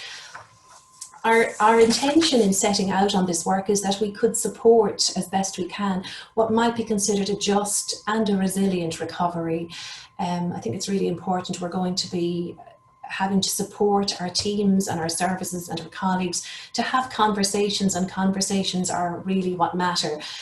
That we would support people to reflect sensitively. Some of the learning may not be what people want to hear. Some of it may be very positive. It is going to be varied. So it's important we're sensitive. And that recovery, I suppose it's important that we continue to be kind. It's people are coming at things from very different perspectives and are under different levels of stress at the moment. So kindness is always something to hold true to our hearts. And that sense of renewal, some days you do feel overwhelmed, and I continue to feel overwhelmed sometimes when you hear the numbers or you're wondering what the pressures will be on the testing centres. And some of my friends that are, I suppose, have been redeployed to run the testing centres, and at the same time are really concerned about their services that are on pause, where waiting lists are increasing and early interventions can't take place. So it's very challenging. How can we continue to preserve that sense of energy and hope for the future? I think that's something that we can do by supporting each other. So in the resource, the Reflect, Recover, Renew resource, we prompt questions that you, for example, might like to apply within your team or bring back and use them as a resource to prompt conversations at team level. So the purpose for today, what we've done is we have distilled these down to 2 questions, because we thought it might be helpful to try and narrow to 2 questions that people in the workshops that have been set up today, people can take a little bit of time to share your story of change over recent months, to share your experience or your view from your window, from your perspective. So thinking in terms of certainly the projects that you're leading out on, and indeed the work and the services that you're delivering on. How have some of your practices changed in ways that hopefully have made a beneficial difference to the care or service you provided? And so therefore, what are some of the opportunities that you might be able to continue these developments? But secondly, and equally as important, what are some of your key change challenges? And what might assist you as a change leader to progress your developments over the months and years to come as we continue to live with COVID-19, as we continue to live with a very changed environment where things are unpredictable, where things will continue to evolve, and where we have to become more able as change leaders to adapt to rapid emergent change. That's the world we live in. So just to, I suppose, to finish up, because I'm more than happy to take any questions also, just in the context of the Health Services Change Guide, just to let you know that we were working on an e-learning programme in relation to the Health Services Change Guide. And we tried to keep it ticking over the last number of months because we were really keen that it would, I suppose, come to a conclusion. So I'm glad to say we're at the final stages of it. It is live on HSE Land at the moment. We'll be officially launching it, well, a soft launch, because I think that's more appropriate in the current context, but that'll take place in October. But it is available on HSE Land at the moment. So it's there are 4 modules in the e-learning programme, and that's also there as a resource that people could use within your services and with your team. And use it in a way that hopefully will guide much of your change. So I think, Gráinne, that takes me through the official part of the presentation. I'll stop sharing, but I'm more than happy to take any questions if I can assist, or indeed I know that there is the opportunity now through the workshops that are scheduled to take place for people to, I suppose, tease out some of the learning in a little bit more detail. So thanks very much. Thanks to everybody. Thanks very much, Katrina. And I think that that's, a very informative and in itself a reflective piece, just acknowledging what we've come through, where we're at. And I like the posing of the questions that perhaps, some of the things that you presented there, having staff meetings, bringing teams together, and just providing people with an opportunity to reflect on how it has been. And it's possible that there are things that we can't change what the experience has been, but allowing people to express how they feel about that, I think that's hugely important.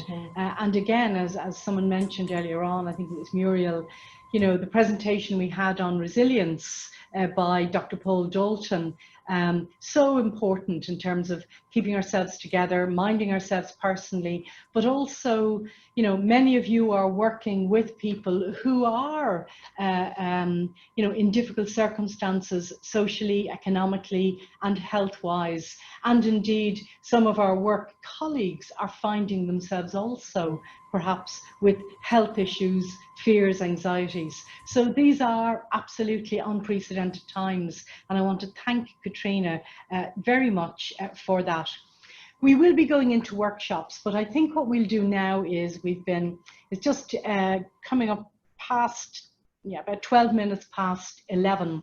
So what I suggest we do, we're going to put you all into workshops, trying to keep you in the thematic groups that you're working in. So those who are doing similar work or in similar fields will get to be in a workshop. And then when we go to questions, if people have particular questions towards the end of the meeting for any of the speakers, including Katrina, we can take them then. And again, it's just a matter of indicating by putting your virtual hand up, and I will come to you. But what I suggest is that we take a coffee break now. I'm sorry we don't have fruit or cakes or coffee to offer you this morning. You have to supply your own. And I suggest we come back at 11:30 sharp. And then I will give you the instructions as to how you might go about your business. We're going to look at those two questions that Katrina has posed, and we're going to ask you in your workshop groups, for somebody in that group, to use the whiteboard facility to capture the answers that you come up with to those two questions around ways you changed your practice that have made a beneficial difference to the care or service you provide. What are the opportunities that you see? And then what are your key change challenges? What would assist you to progress your developments? So go and have a cup of coffee or tea or water or whatever it is you're having, and come back at 11:30. And again, we will be putting you into your groups and giving you at that stage about 45 minutes to have those conversations with your colleagues, and then we will take some feedback. Thanks very much. See you in 15 minutes. In the meantime, we're going to show the video clips for those of you who may have missed them at the beginning of the meeting. See you in 15 minutes sharp now. Okay, thank you.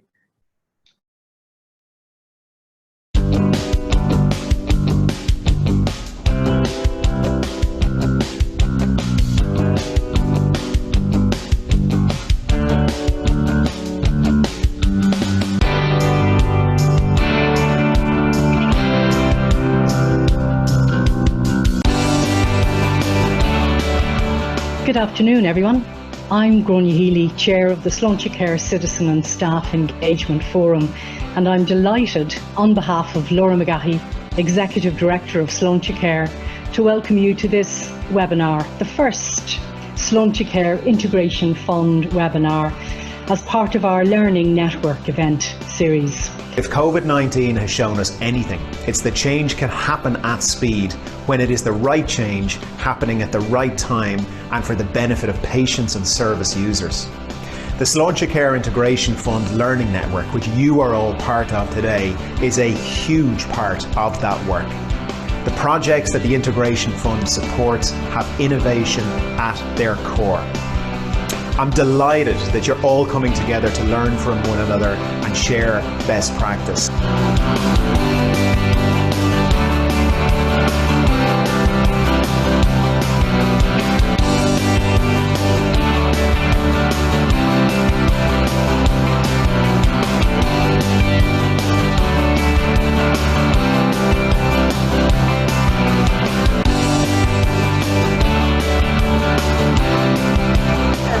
rapidly went from 2 to 7 days and from a Wicklow only to a Wicklow Plus service.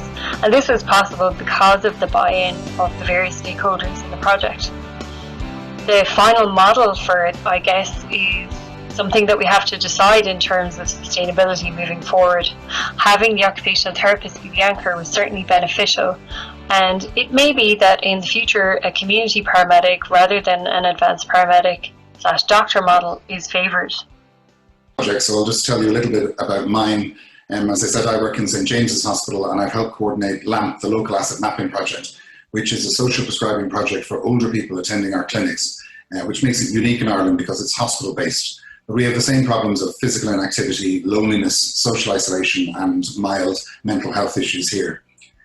Some challenges that have emerged during COVID with us, obviously with a lot of services have reduced or stopped, and we can see that there's a danger of the link worker becoming the service, which isn't the intention. The link worker is a bridge to join up different services. There's an emerging problem with the digital divide, a divide of digital poverty, where some people have the skills or the technology, the broadband to access all these services online, and other people don't. Part of our response to that has been to do domiciliary visits. So our social prescribing coordinator visits people in the home as well as online and as well as in our clinics. And we're up to north of 30 referrals in just a month, so it's getting very busy. We have evaluation built in because I work in Trinity as well, so we've applied for ethics to test or observe all of everything that we're doing. Our 7 work streams, we managed to keep our Sláintecare project running, especially around using technology to map the data, the supports that we were giving older people, and the technological prescription to older people. Service. One of the questions we asked the GPs, what would you have done if you didn't have a virtual consultation? And without the virtual consultation, for every 100 cases, 78% would have gone to the outpatient department, 12 to the AMU or ED, and 10 to community, would be an ongoing community care. As a result of the virtual consultation, the 78 being referred to and added to this growing face-to-face outpatient waiting list, 78% became 8%, 12% going to the acute services became 2%, and there was a complete inversion of community care from 10% to a 90% shared general practitioner specialist care within the community. And you can see on the right, the KPIs for the project have been achieved to date and will of course be achieved by the end of the year, given the strong success of this to date. The overall findings of this audit show that a sizable majority of patients are considered by their clinician to be appropriate for appointments by telehealth. Technical difficulties were not prevalent and patients were happy not to have to travel for care. The comfort, length and thoroughness of all appointments was mostly good or excellent. The overall experience by both clinicians and patients was either good or excellent for all encounters. The experience of telehealth was similar in the pre- and post-COVID era, indicating that there was no special view of patients about their care during the post-COVID time. More than 90% of outpatient visits across Beaumont and James's were conducted via telehealth, thus far exceeding our stated goal in the original telehealth project, which was 60% reduction. So in terms of work done so far, we've established a governance group with clinical expertise and expertise on it, and a governance charter that can support the maintenance of this project and the governance of this project in an ongoing way. We have a project plan and a content plan which maps out all of the pieces that we'll produce over the next 12 months. We have a content strategy and guides, including very clear workflows and processes. So with such a huge volume of content and so many people involved, we needed really clear workflows and processes to make sure that everything runs smoothly. And we've also been busy with the Coronavirus Health Guide, which consists of over 50 pages that have been iterated over 350 times as we've moved through the past 6 months. So keeping that up to date as evidence emerges, as the advice changes, and as user feedback comes through in terms of what's useful and what works for people, what people need to know. Socially distant chat is a lifeline. The 90-year-old struggles with loneliness and depression. After my wife passing away, and shortly afterwards my sister died, I had no one really, and I had to get help because My life was pointless at that stage. John sought that help from AgeWell in 2018, a care coordination programme for older people in Meath. And during the COVID crisis, he says, it's been even more important. So without them, I had no one because I couldn't go out. And, and I'm a person that exercise a lot. I like to get out and meet people. But when that was taken away, my life was taken away, really. In the 18 months since AgeWell was set up, it's proven hugely successful. We've reduced loneliness by 75%, which is absolutely huge. And we've also increased their well-being, overall well-being by 40% and increased their self-rated health by 21%, bearing in mind that the mean age of these older people is 82. This programme only operates here in County Meath, but it's hoped it can be rolled out right across the country if funding becomes available, so that people in similar situations to John can benefit too. Really unbelievably long wait lists. So for the patient, if we can shorten these wait lists, what kinds of outcomes are you seeing when your app works and the wait lists get shortened and people get the specialist consultancies that they so need? Yes, well, I suppose, Gráinne, it's still aspirational, but if we believe the dream, I guess the subset of patients, I mean, it won't be everybody. There will be people who will still obviously have to go on the waiting list, but if we can decant a proportion of them appropriately, that means that, you know, the effects for them could be potentially profound. Their GP within the week could have instigated their care pathway rather than them waiting perhaps 3 to 4 years even. So, I mean, that's a potentially huge effect. But I suppose also for us, you know, the person who genuinely needs urgent surgery, because I said, you know, over half of the people who do attend us don't go the surgical route straight away. Yeah. So what happens then is potentially we're distilling down the referrals that are coming into us so that the people who are really in need of urgent surgery get to see us sooner and get their surgery sooner. So it has implications on both sides of it. So, and that's fantastic. Obviously, the longer people wait who are in dire need, they potentially can't work, maybe can't mobilise, they become housebound, and all of the, you know, psychosocial implications of that while they languish on a waiting list. Notwithstanding that, but their comorbidities potentially go up because they can't mobilise, they become obese, you know, so their potential post-operative complications come up. So there really is far-reaching implications of getting to the surgical route faster. But of course, that's always the challenge. But this is one measure. Very briefly, we've opened a rapid assessment clinic in the ambulatory care hub. We've developed a very robust ambulatory care pathway from the EDs to the ambulatory care hub. So it enables older people to be assessed in the ED, discharged the same day, and have their care needs managed in the community. The Sláintecare funding has enabled us to provide a more thorough fit team response at the front door. We have a CNS and a registrar now in our fit teams alongside our therapists. We've also enabled the outreach team to be aligned to this pathway. Again, we've added resource to that team in terms of a physiotherapist and an occupational therapist, which again has increased their capacity. We've developed a system for transferring clinical information from the acute hospital to the community and back again. And we have ensured the onward referral pathways were robust and were able to manage with the patients that we were referring into them. I felt at the time that if I hadn't had here, I didn't know where to go or what to do, because the hospitals weren't getting calls from the hospital stating that I wasn't to go to any kind of outpatients. So it was unbelievable getting that call. It was a great relief, and because with the history that I have with amputations on my toes, it was very scary. And once I seen the people here, they really put my mind at ease, and they were on it from the word go, like, you know. Aideen and whoever else, first class.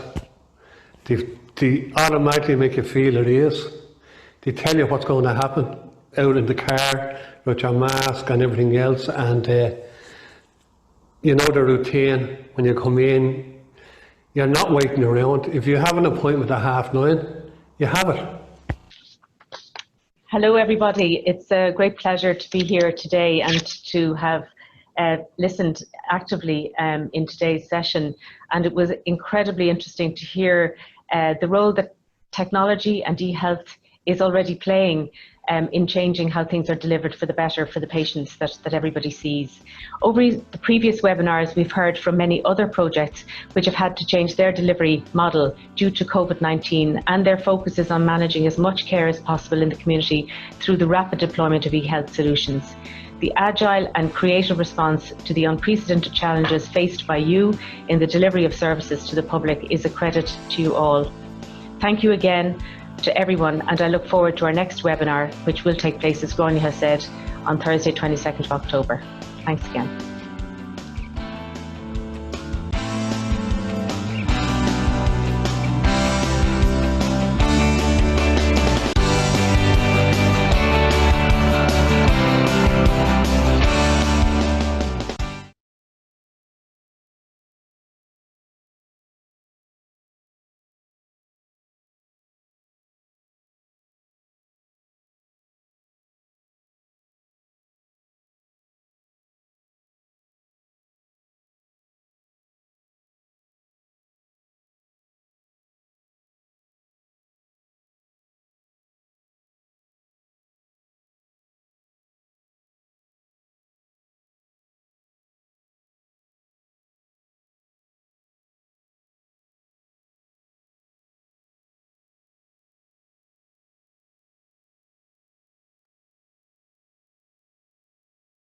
A project to help vulnerable people manage their healthcare at home is being tried out in Carlow and Kilkenny. SMILE involves patients using wearable technology which is monitored remotely by nurses. Hello Joan, how are you? It's Emer, one of the nurses here from the SMILE project. At the CareDoc headquarters in Carlow, nurses working on the Sláintecare funded SMILE project keep in touch with their patients. The name we had from this project was that they would avoid unnecessary visits to the GP, avoid unnecessary admissions to hospital, and we have achieved that. We have patients that have had 6 and 7 admissions to hospital, and in the last 8 months have had no admission.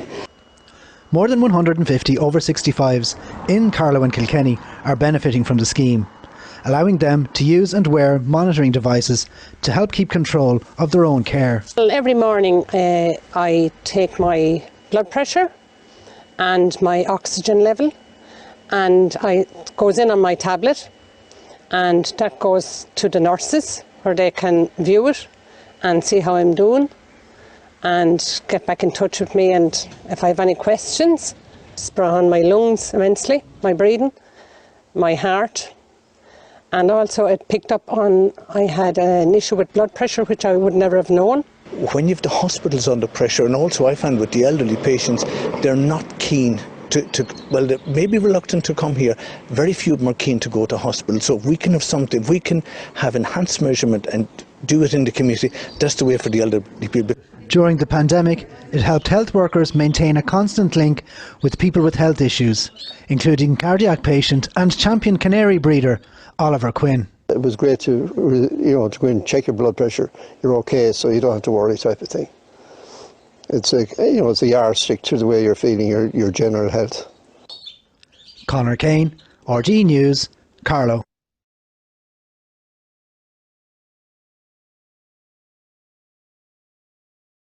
A project to help vulnerable people manage their healthcare at home is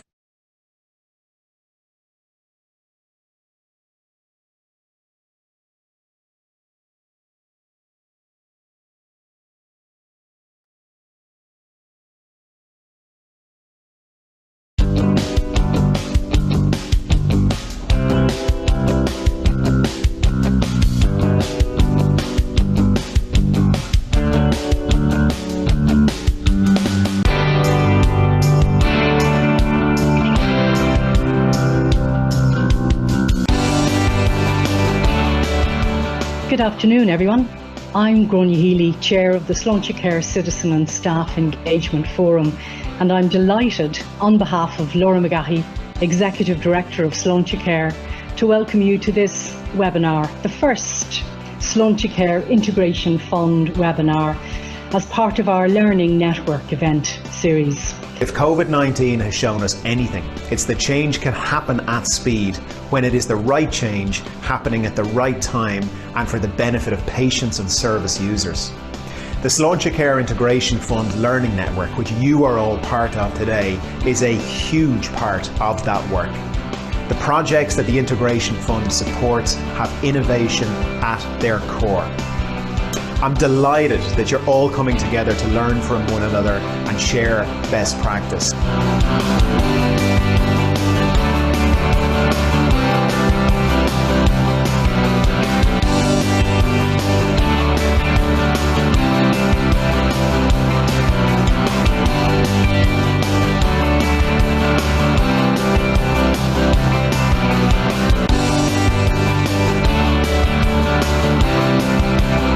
Rapidly went from 2 to 7 days and from a Wicklow only to a Wicklow Plus service, and this was possible because of the buy-in of the various stakeholders in the project.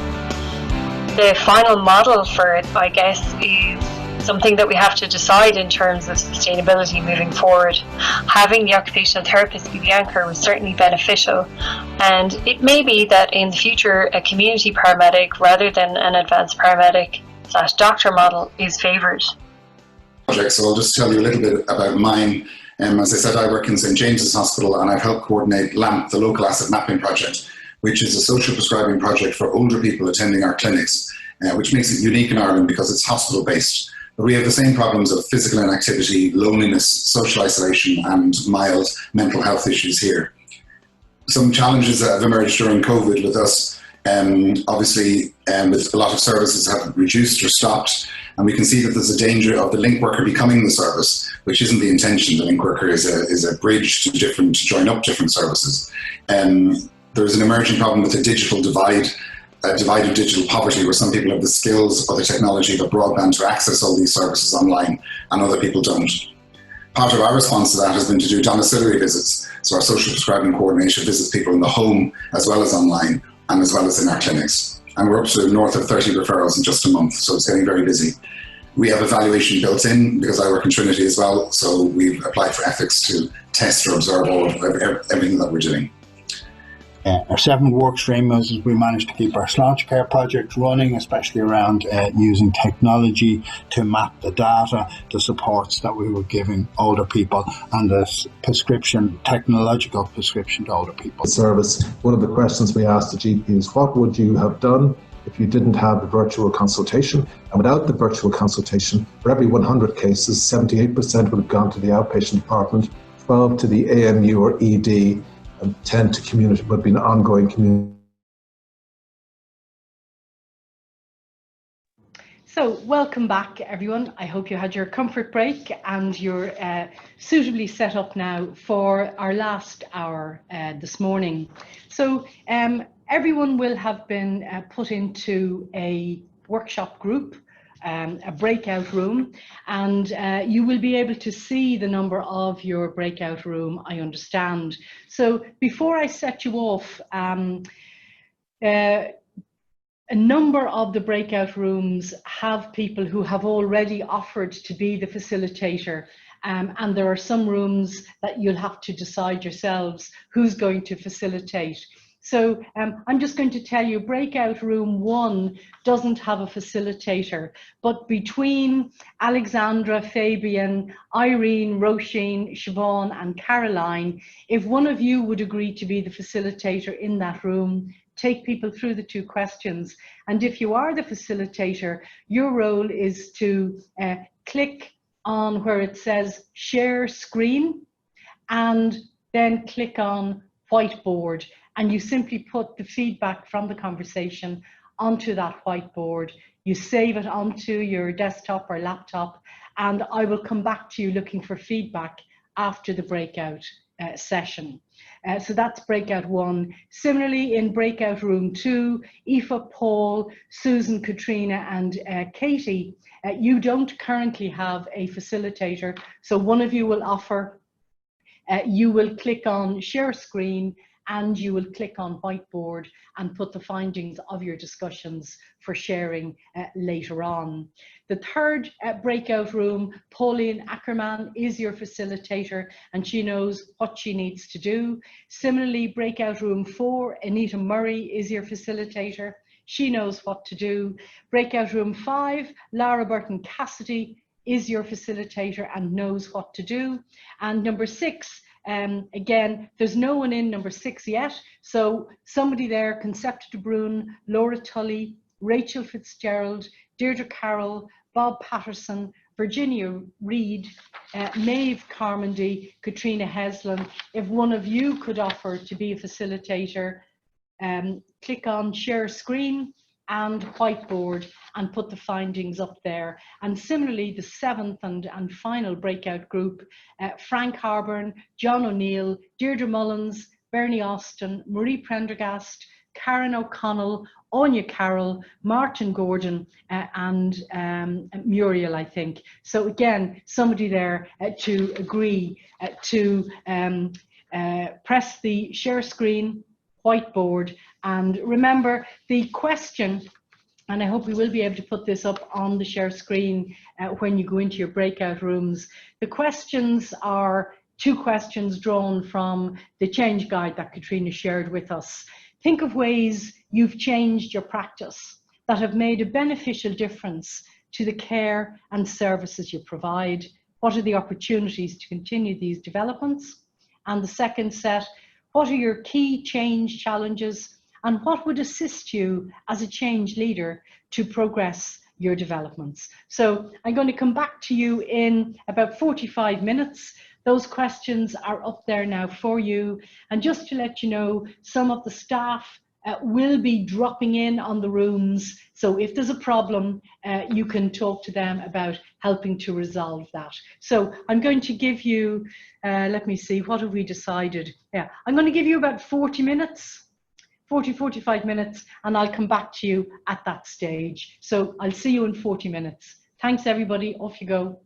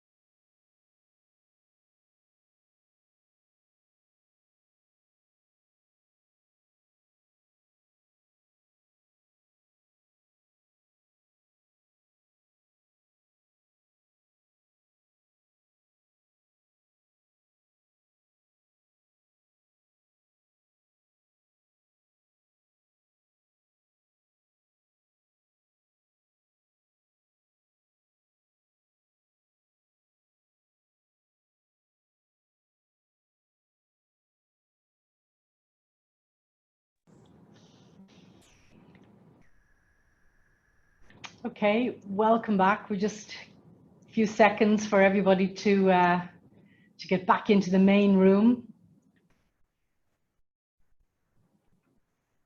So I think most people have had their conversations rudely cut short, but unfortunately, it's one of the things about these digital tools is, you miss out on the nice, friendly, human approach where you say, would you mind finishing up now, please? And instead, you get an instruction, that you're going to be cut off in 59 seconds. So apologies for that.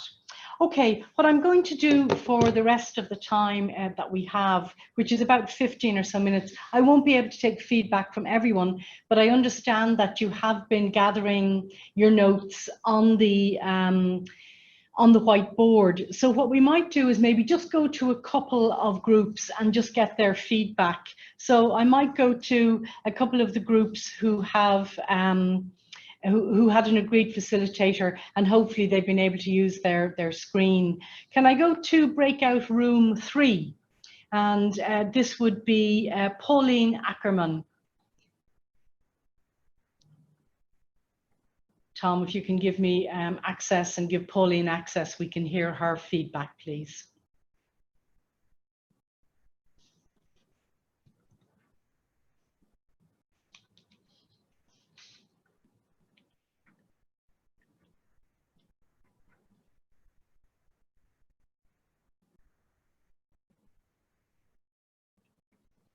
No, I'm not getting that.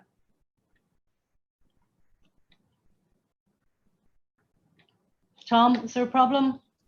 I can't see Pauline Ackerman in the list. Breakout room 3. Look, let's go to number 5, Laura Burton Cassidy.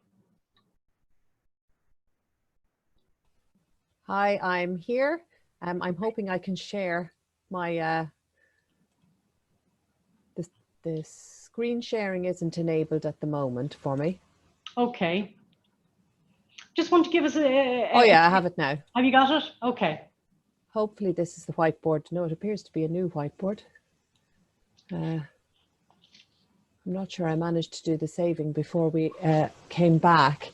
I'm going to work away and see how I get on with. Let's see if I have another one saved.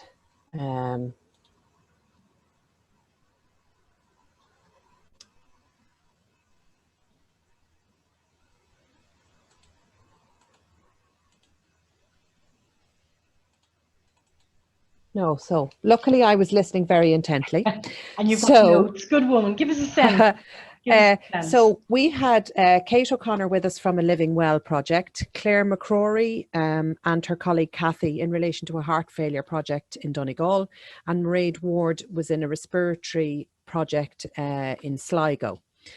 The two of them had developed, changed from a face-to-face model, which was the Living Well and the respiratory, and moved over to online delivery, and spoke about the opportunities for people to go to online delivery, having been in a face-to-face scenario. What was interesting was that there was a greater take-up from people who were asked about online straight off, as opposed to converting from face-to-face to online. So they were saying the take-up of people who were in a face-to-face program and were then offered online was only probably about 25%.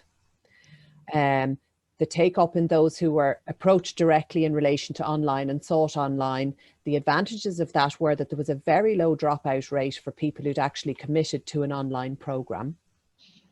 There was restrictions in relation to people's tech ability, their access to devices, and the same applied to clinicians as much as to patients.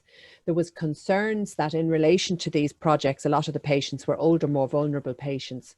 So actually going completely online may not be the best option for those cohorts.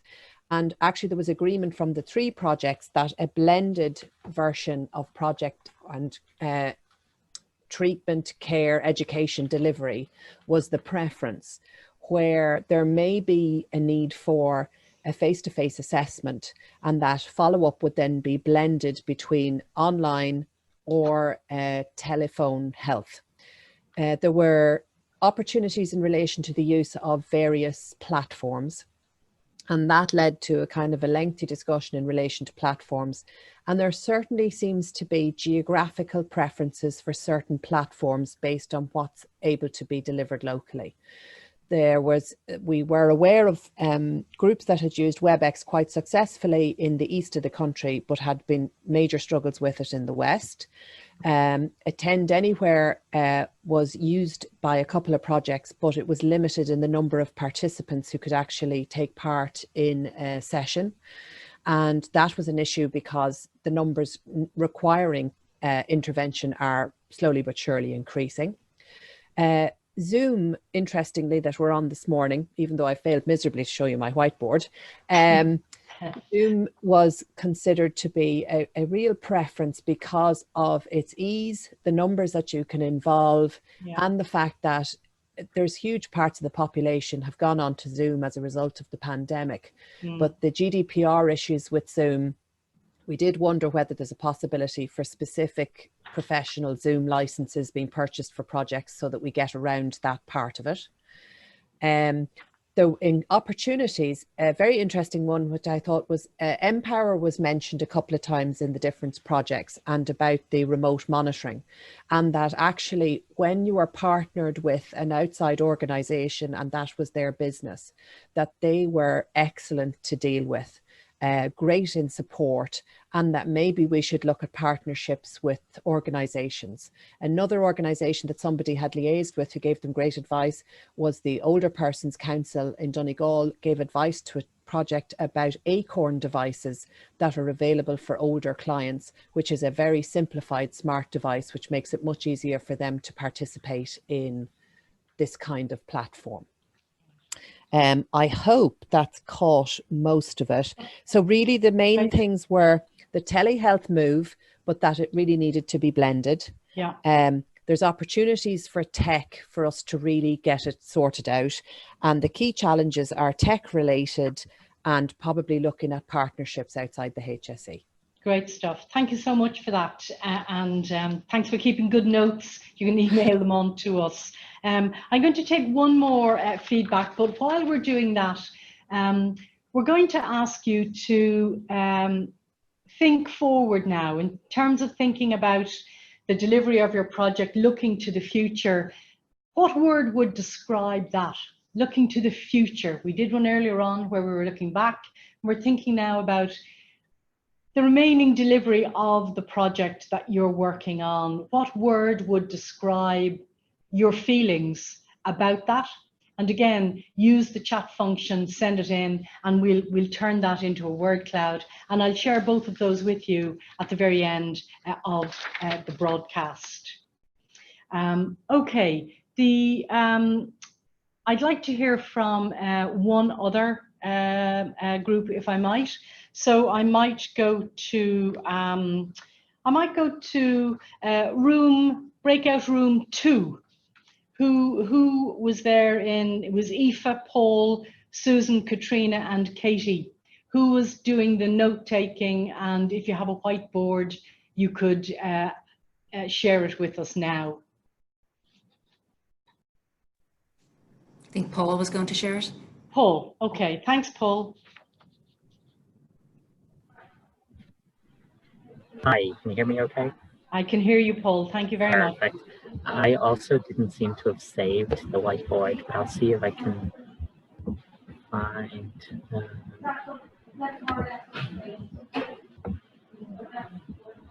no.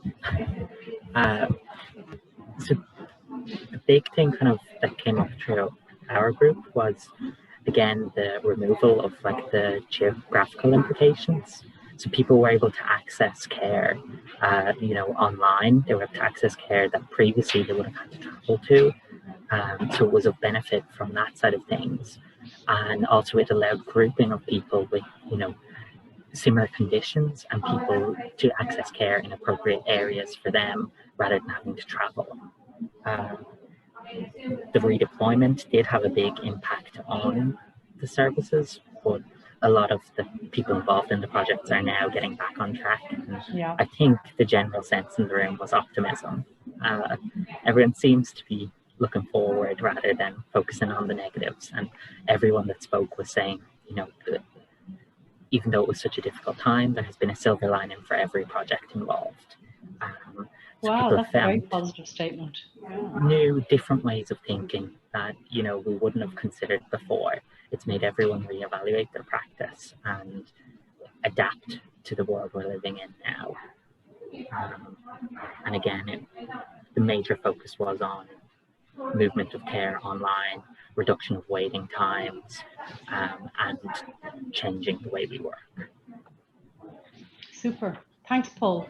So even looking at those two groups, I think there's a commonality around the move to online, the move to digital, the move to virtual, and actually people finding that some of the key issues that Sláintecare is addressing are being addressed, the right care in the right place at the right time. For those of you who haven't managed to share your whiteboards, no problem. If you have a few notes, you can email them to us and we will gather them together. Okay, I'm going to do two final things. We have about 4 minutes left in the session today. I want to thank you all, and vast majority of you have stayed with us for the whole session, so that's great. So we've asked you to, I suppose, to send us words in terms of the word clouds. So maybe Tom, you might put up the first one. So this is the one that we did at the beginning, and I did another call out to try to get most people. And what we were asking you here was, in terms of your feelings at the beginning of this morning, you know, if you could share one word to describe what your experience of COVID has been. And let's have a look at these. Overwhelming, changeful, emotional, innovative, panic-stricken, frenetic, adaptable, tolerant, frustrating, disruptive, draining.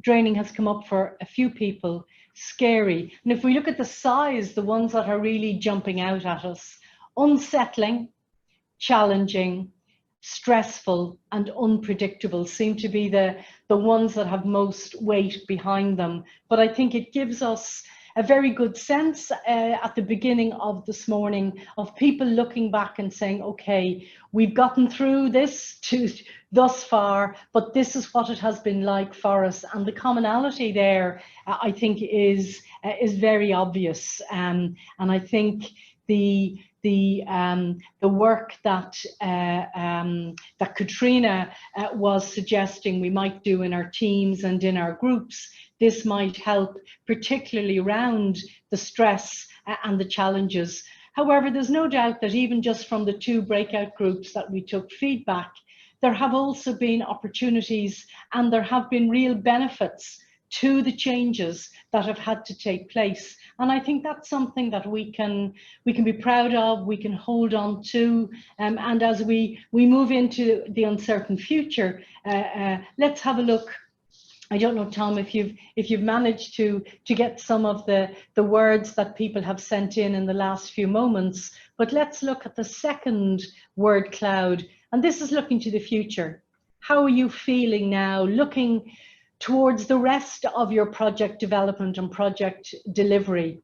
So we've got optimism, collaboration, ready, I like that one, we're ready, reflective, resilient, adaptation, together, sustainability, resilience, and optimistic. And again, center there our collaboration, reflective, flexi-tolerance, I like that, a new word entering the lexicon. So I think we're looking to the future, and there is a sense that we have you know, a road to go, but actually the resilience and the ability to be flexible and to be creative that you have shown and demonstrated over the last number of months has been huge. And I think that, looking to the future, is what is actually going to get us through. There is no doubt, as I say, there is further road ahead, and you all have your projects working away and are moving towards identifying your outcomes and your outputs. So to finish this morning, I want to thank you all for your participation.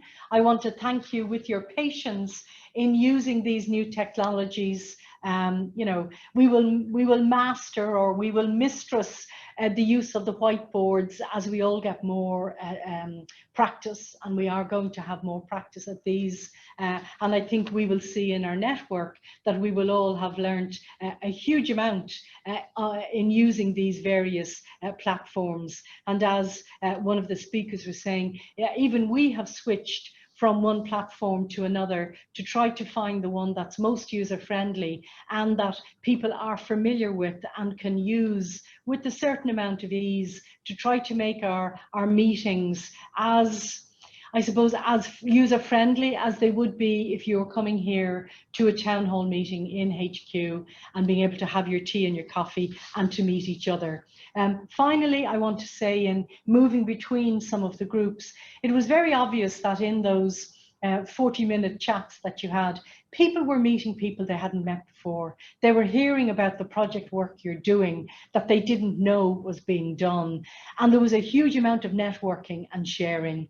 We will commit to provide more opportunities for that to happen, because I think it's one of the things we really miss about not meeting each other, is finding out all the good stuff that's going on. So let's commit to continue to do the good work. I want to thank you all for your participation, for your energy, for your enthusiasm, and for your resilience. Thank everyone who participated this morning, and also to thank Laura, Rosaline, Muriel, Anya, Karen, Katrina, and the whole production team, but most importantly, to thank each of you. Our next webinar is on Thursday, the 22nd of October, and we hope to see most of you then. We will be looking at well-being on that day. So that's it from me. Have a good day, and thank you very much for being part of this morning's network session. Thanks, Grant.